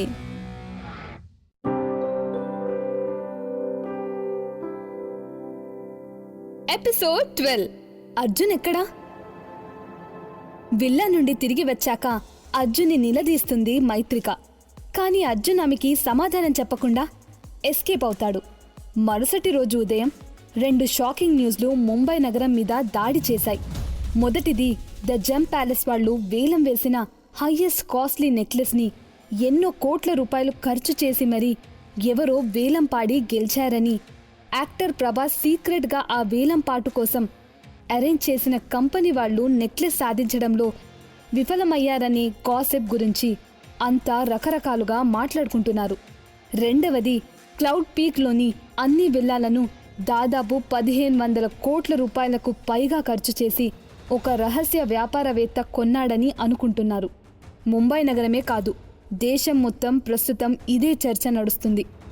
వర్మ గ్రూప్స్ ఆఫ్ కంపెనీస్లో ఓరి దేవుడా, అసలు ఏం జరుగుతుంది ఇక్కడ? మన ముంబై అంతా ఎంతమంది రిచ్ పీపుల్తో నిండిపోయి ఉందో నాకిప్పుడు అర్థమవుతుంది. నిజం చెప్పాలంటే పేదరికం మన ఊహల్ని కూడా పరిమితంగానే ఉంచుతుంది. ఇంతకుముందు మన వర్మ గ్రూప్స్లో 100 కోట్ల కోసం బెట్ వేశారు. ఎవరైనా ఊహించారా 500 కోట్ల పెట్టుబడి దొరుకుతుందని? ఇలాంటి విచిత్రాలు జరుగుతూనే ఉంటాయి. మరి అసలు అంత కాస్ట్లీ నెక్లెస్ ఏ అమ్మాయి దగ్గరుందో అంటూ ఆశగా అంటుంది ఒక అమ్మాయి. నాకెందుకు అవి రెండూ కొన్నది ఒక వ్యక్తి అనిపిస్తుంది. ఈ ముంబైలో ఏదో పెద్ద విషయమే జరగపోతుందని నాకు అనిపిస్తుంది. బహుశా ఇది ముందొస్తున్న సూచన కూడా అయ్యుండొచ్చు అంటూ అక్కడున్న వర్మ వంశీయులు అందరూ ఒకరితో ఒకరు ఉత్సాహంగా చర్చించుకుంటున్నారు. పైగా వాళ్ల మాటలు పూర్తిగా అసూయతో నిండిపోయాయి. జేమ్ ప్యాలెస్లోని నెక్లెస్ ఇంకా క్లౌడ్ విల్లాస్ను కొన్న వ్యక్తి గురించి వర్మ గ్రూప్స్ ఆఫ్ కంపెనీస్లోని వర్మ వంశీయులు రకరకాలుగా మాట్లాడుకుంటూ ఉంటారు. అప్పుడే ఆఫీస్లోకి ఎంటర్ అవుతారు అర్జున్, మైత్రికలు. ఏంటి మైత్రిక, నిన్న మేము ఏదో అన్నామని ఇవాళ నీ ఆయన్ని వెంట పట్టుకొని వచ్చావా అంటూ వ్యంగ్యంగా అన్నాడు ప్రమోద్. అవునవును, నిన్న మాకు ఎవరో గట్టిగా చెప్పారు ప్రపంచాన్ని భార్య కాళ్ళ దగ్గర పెడతానని. మరి ఆమెకు ఎలాంటి బహుమతి రెడీ చేశారో?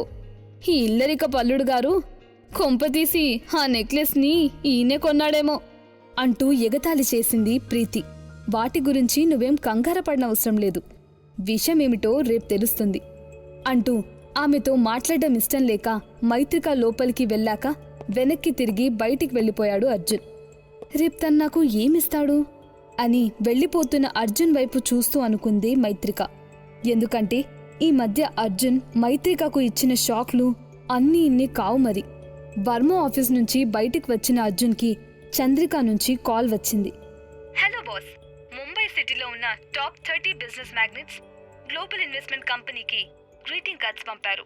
వాళ్ళందరూ మిమ్మల్ని కలవాలని అనుకుంటున్నారు అంటూ ఉత్సాహంగా చెప్పింది చంద్రిక. ఈ టాప్ బిజినెస్ మ్యాన్స్తో మంచి సంబంధాన్ని కలిగి ఉంటే గ్లోబల్ ఇన్వెస్ట్మెంట్ స్థాయి ఇంకా పెరుగుతుంది. సరే, వాళ్ళని రానివ్వండి, నేనిప్పుడే ఆఫీస్కి వెళ్తున్నాను అంటూ చెప్పాడు అర్జున్. ఈ టాప్ బిజినెస్ మ్యాన్ని అంత తక్కువ అంచనా వేయకూడదని అతనికి బాగా తెలుసు. క్లౌడ్ పీక్ విల్లాస్ని కొనడానికి గ్లోబల్ ఇన్వెస్ట్మెంట్ మధ్య ఖచ్చితంగా ఏదో సంబంధం ఉందని వాళ్ళకి తెలిసింది. అందుకే వాళ్ళు నేరుగా అర్జున్ని కలవాలని అనుకుంటున్నారు.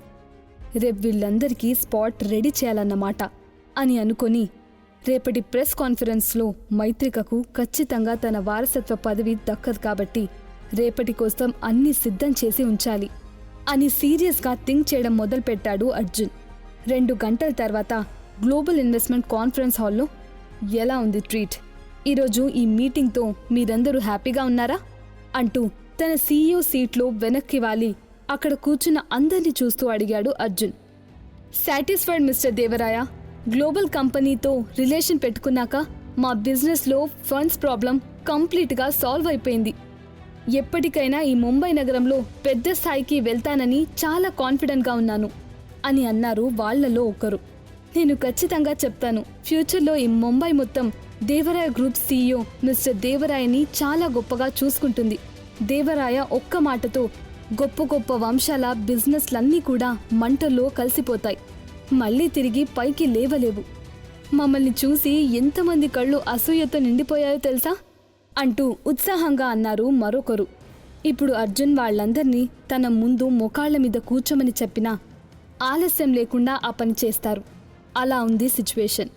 నిప్పు నీళ్లతో ఆట ప్రమాదకరమే, కానీ కాస్త తెలివిగా ఆలోచిస్తే చాలా ఈజీ అంటూ చెప్పి, నేను మీ అందరికీ ఒక వర్క్ అప్పగించాలనుకుంటున్నాను, చేస్తారా అని అడిగాడు అర్జున్. షూర్ సార్ అంటూ ముక్త కంఠంతో అరిచారు వారంతా. అయితే రేపు వర్మ గ్రూప్స్ యొక్క ప్రెస్ కాన్ఫరెన్స్కి మీరందరూ వస్తున్నారు కదా అంటూ తర్వాత కాసేపు ఏదో మాట్లాడి మీటింగ్ని క్లోజ్ చేశాడు అర్జున్ తిరిగి ఇంటికి వచ్చేసరికి చీకటి పడిపోయింది. ఓ సార్, వచ్చారా? నేను ఇంకా నా కూతుర్ని వదిలేసి వెళ్ళిపోయారేమో అనుకున్నాను అంటూ అతన్ని చూడగానే నిప్పులు చెరిగింది సంగీత. మైత్రిక కూడా అక్కడే సోఫాలో కూర్చుంది. కానీ ఏమీ మాట్లాడలేదు. వాళ్ల అమ్మ మాటలకు మాత్రం ముఖం చిట్లించింది. మైత్రిక మొహం ఎందుకో తేడాగా అనిపించడంతో అరుస్తున్న సంగీతాన్ని పట్టించుకోకుండా, శ్రీమతి గారు, ఏం జరిగింది అంటూ ఆందోళనగా అడిగాడు అర్జున్, నువ్వు వెళ్ళిపోయాక ప్రమోద్ నాతో మాట్లాడాడు. గ్రానీ వారసుడిగా ప్రమోద్ని కన్ఫర్మ్ చేసిందంట. నన్ను కంప్లీట్గా పక్కన పెట్టేసింది అని అంటూ బరువెక్కిన గుండెతో చెప్పింది మైత్రిక. అసలు ఆ ముసలావిడ బాధేంటో నాకు అర్థం కావట్లేదు. ఎందుకింత పార్షాలిటీ చూపిస్తుంది? ఒకవేళ ప్రమోద్ అన్నట్టే జరిగితే ఆవిడ్ని నేను అసలు వదిలిపెట్టను అంటూ తన పిడికిళ్ళు బిగిస్తూ చెప్పింది సంగీత. దానివల్ల ఏమి ఉపయోగం ఉందమ్మా? గ్రాని ఒక్కసారి నిర్ణయించాక దాన్ని మార్చగలిగే శక్తి వర్మ కుటుంబంలో ఎవరికుంది అంటూ సంగీతాన్ని ఎక్కువ దూరం వెళ్లకుండా ఆపేసింది మైత్రిక ముందు మొకాళ్లపై కూర్చొని ప్రేమగా ఆమె మొహాన్ని చేతిలోకి తీసుకుని, శ్రీమతి గారు, మీది విషయం గురించి ఎక్కువగా ఆలోచించకండి. మీకు తప్ప ఆ వర్మ వంశానికి క్వీన్ అయ్యే అర్హత ఎవ్వరికీ లేదు. నన్ను నమ్మండి అంటూ నమ్మకంగా చెప్పాడు అర్జున్.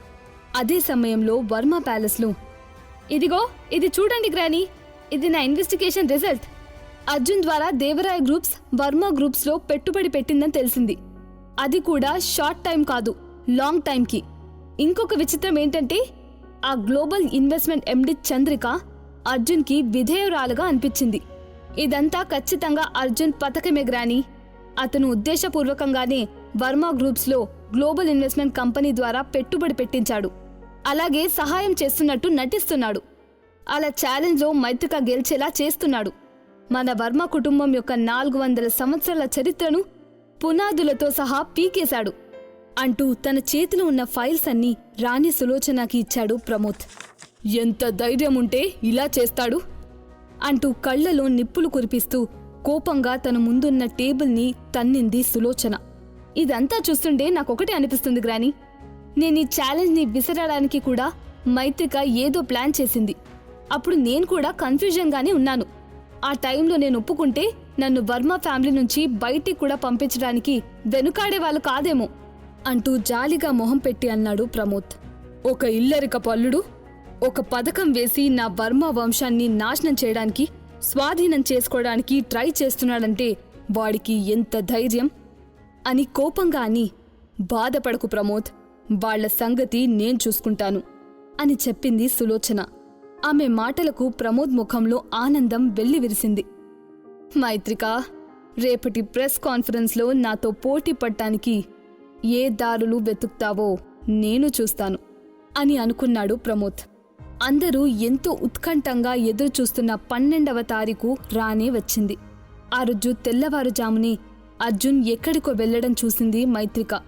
నా కోసం నిజంగానే ఏదైనా సర్ప్రైజ్ రెడీ చేస్తున్నాడా అని ఆలోచిస్తున్న మైత్రిక మొహంలో చిరునవ్వు మెరిసింది. 3 సంవత్సరాల వివాహ బంధం. అయితే ఏ రోజు కూడా ప్రేమలో ఉన్న అనుభూతిని ఆమె ఆస్వాదించలేదు. ఏ పెళ్లి రోజు కూడా ఎలాంటి బహుమతులు అందుకోలేదు. ఎందుకో మొదటిసారి అర్జున్ ఇచ్చే బహుమతి కోసం ఎంతగానో ఎదురు చూస్తుంది మైత్రిక. కాని ఎంతసేపైనా అర్జున్ తిరిగి ఇంటికి రాలేదు. అప్పటికే మధ్యాహ్నమైంది. దాంతో మైత్రికలో టెన్షన్ ఎక్కువైంది. ఆమె రూమ్ దాటి బయటికి రాలేదు. మైత్రిక, నువ్వు మారవా? మధ్యాహ్నం 2 గంటలకి ప్రెస్ కాన్ఫరెన్స్ ఉంది. ఇంకా 1 అవర్ కూడా లేదు. ఇకనైనా బయటికి వస్తావా రావా అంటూ డోర్ బయట నుంచి అరిచింది సంగీత. అప్పటి వరకు అర్జున్ వస్తాడని ఎదురు చూసిన మైత్రికలో సహనం నశించి, వస్తున్నానమ్మా అని పైకర్చి చెప్పింది. కాని మనసులో మాత్రం, నిజమే, నేను మారిపోతున్నాను అనుకుంటూ అర్జున్కి కాల్ చేసింది. ఈడియట్, ఫోన్ స్విచ్ ఆఫ్ చేసుకుని కూర్చున్నాడు అని ఫోన్ బెడ్ పైకి విసిరి కొట్టింది మైత్రిక. మెల్లగా ఆ బెడ్ పక్కనే కింద చతికిల పడి కూర్చొని జారుతున్న కన్నీళ్లను ఆపుకోలేక, నిజంగా నేను ఎంత తెలివి తక్కువదాన్ని, అనవసరంగా తన మీద ఆశలు పెంచుకున్నాను. నాతో ఎందుకు అబద్ధం చెప్పావు అర్జున్? నువ్వు నాకు ఖరీదైన కానుక ఇవ్వలేకపోయినా నేను బాధపడను. చిన్న పువ్వు ఇచ్చినా హ్యాపీగా తీసుకునేదాన్ని. ఎందుకింత బాధ పెడుతున్నావు అని అనుకుంటూ బాధపడుతున్న మైత్రిక శరీరం చిన్నగా వణుకుతుంది. ఆమె పూర్తిగా నిరాశలో మునిగిపోయింది. అరగంట తర్వాత బయటికి వచ్చిన కూతుర్ని చూసి, ఇంతకీ నీ మొగడెక్కడా అంటూ తన హెవీ నగల్ని సరిచేసుకుంటూ అడిగింది సంగీత. ఇప్పుడు అతని గురించి ఎందుకు, అతనున్నా లేకపోయినా ఒకటే కదా అంటూ సమాధానం చెప్పింది మైత్రిక. ఈరోజు ప్రెస్ కాన్ఫరెన్స్లో తీర్పు ఎలా ఉన్నా తను అర్జున్తో విడాకులు తీసుకోవడానికైనా సరే సిద్ధమవ్వాలని మైత్రిక ముందే నిర్ణయించుకుంది. ప్రమోద్ ఇంట్లో కాసేపట్లో తనే వర్మ వంశానికి రాజు అవ్వబోతున్నాడన్న ఆనందంలో తేలిపోతూ వర్మ కుటుంబ సాంప్రదాయ దుస్తుల్లో తాను అద్దంలో చూసుకుంటున్నాడు ప్రమోద్. ఈరోజు నా జీవితానికి టర్నింగ్ పాయింట్ అవుతుంది. ఈరోజు ఈ ప్రమోద్ వర్మ కుటుంబానికి నెంబర్ 1 వారసుడవుతాడు అని తనని తానే చూసుకుని మురిసిపోతున్నాడు. అదే సమయంలో అతని ఫోన్ మోగింది. స్క్రీన్ పైన కనిపించిన ప్రీతి నేమ్ చూసి సంతోషంగా కాల్ లిఫ్ట్ చేశాడు. Congratulations my dear brother. ఎట్టకేలకు ఈరోజు వర్మ ఫ్యామిలీ వారసుడిగా మారబోతున్నావు. ఇంతకీ నువ్వు మైత్రికతో ఎలా ఆడుకోబోతున్నావు అంటూ హుషారుగా అడిగింది ప్రీతి. తన అన్న వారసుడిగా మారితే ఆమె స్థానం కూడా సహజంగా ఆకాశాన్ని తాకుతుంది కదా, అందుకే అంత ఆనందం. నువ్వేం ఆలోచించాల్సిన అవసరం లేదు ప్రీతి. రిపోర్టర్స్ అందరి ముందు ఆ మైత్రికని మన వర్మ కుటుంబం నుంచి తరిమేస్తాను. తిరిగి మళ్ళీ వెనక్కి వచ్చే ఛాన్స్ కూడా ఇవ్వను అని చెప్పాడు ప్రమోద్. అలా అనుకోకు ప్రమోద్. 500 కోట్ల పెట్టుబడి కేవలం మైత్రిక ద్వారానే వచ్చింది. ఇప్పుడు మనం వర్మ గ్రూప్స్ నుంచి మైత్రికను అడ్డు తొలగిస్తే ఆ మనీ వాళ్ళకి తిరిగి ఇవ్వాల్సిన పరిస్థితి రావచ్చు. ఒకవేళ మనం ఒప్పుకోకపోతే మైత్రిక కేసు కూడా వేయొచ్చు అని చెప్పింది ప్రీతి. ఆ టైం వచ్చినప్పుడు చూసుకుంటాను. ఈరోజు నేను కొట్టే దెబ్బతో కనీసం నిలబడ్డానికి కూడా తనకి ప్లేస్ లేకుండా చేస్తాను. పైగా ఈ 500 కోట్ల అప్పు కూడా తన నెత్తిన వేస్తాను అంటూ మైత్రిక మీద ద్వేషంతో అన్నాడు ప్రమోద్. అనుకున్నట్టుగానే మధ్యాహ్నం 2 గంటలకల్లా ప్రధాన మీడియా సంస్థలన్నీ వర్మ ప్యాలెస్లోని కాన్ఫరెన్స్ రూంలో సమావేశమయ్యారు. రాణి సులోచన తన సింహాసనం మీద కూర్చుంటే ఆమెకు వెనుక వరుసలో చెరొక్క పక్క మైత్రిక ప్రమోద్ కూర్చున్నారు.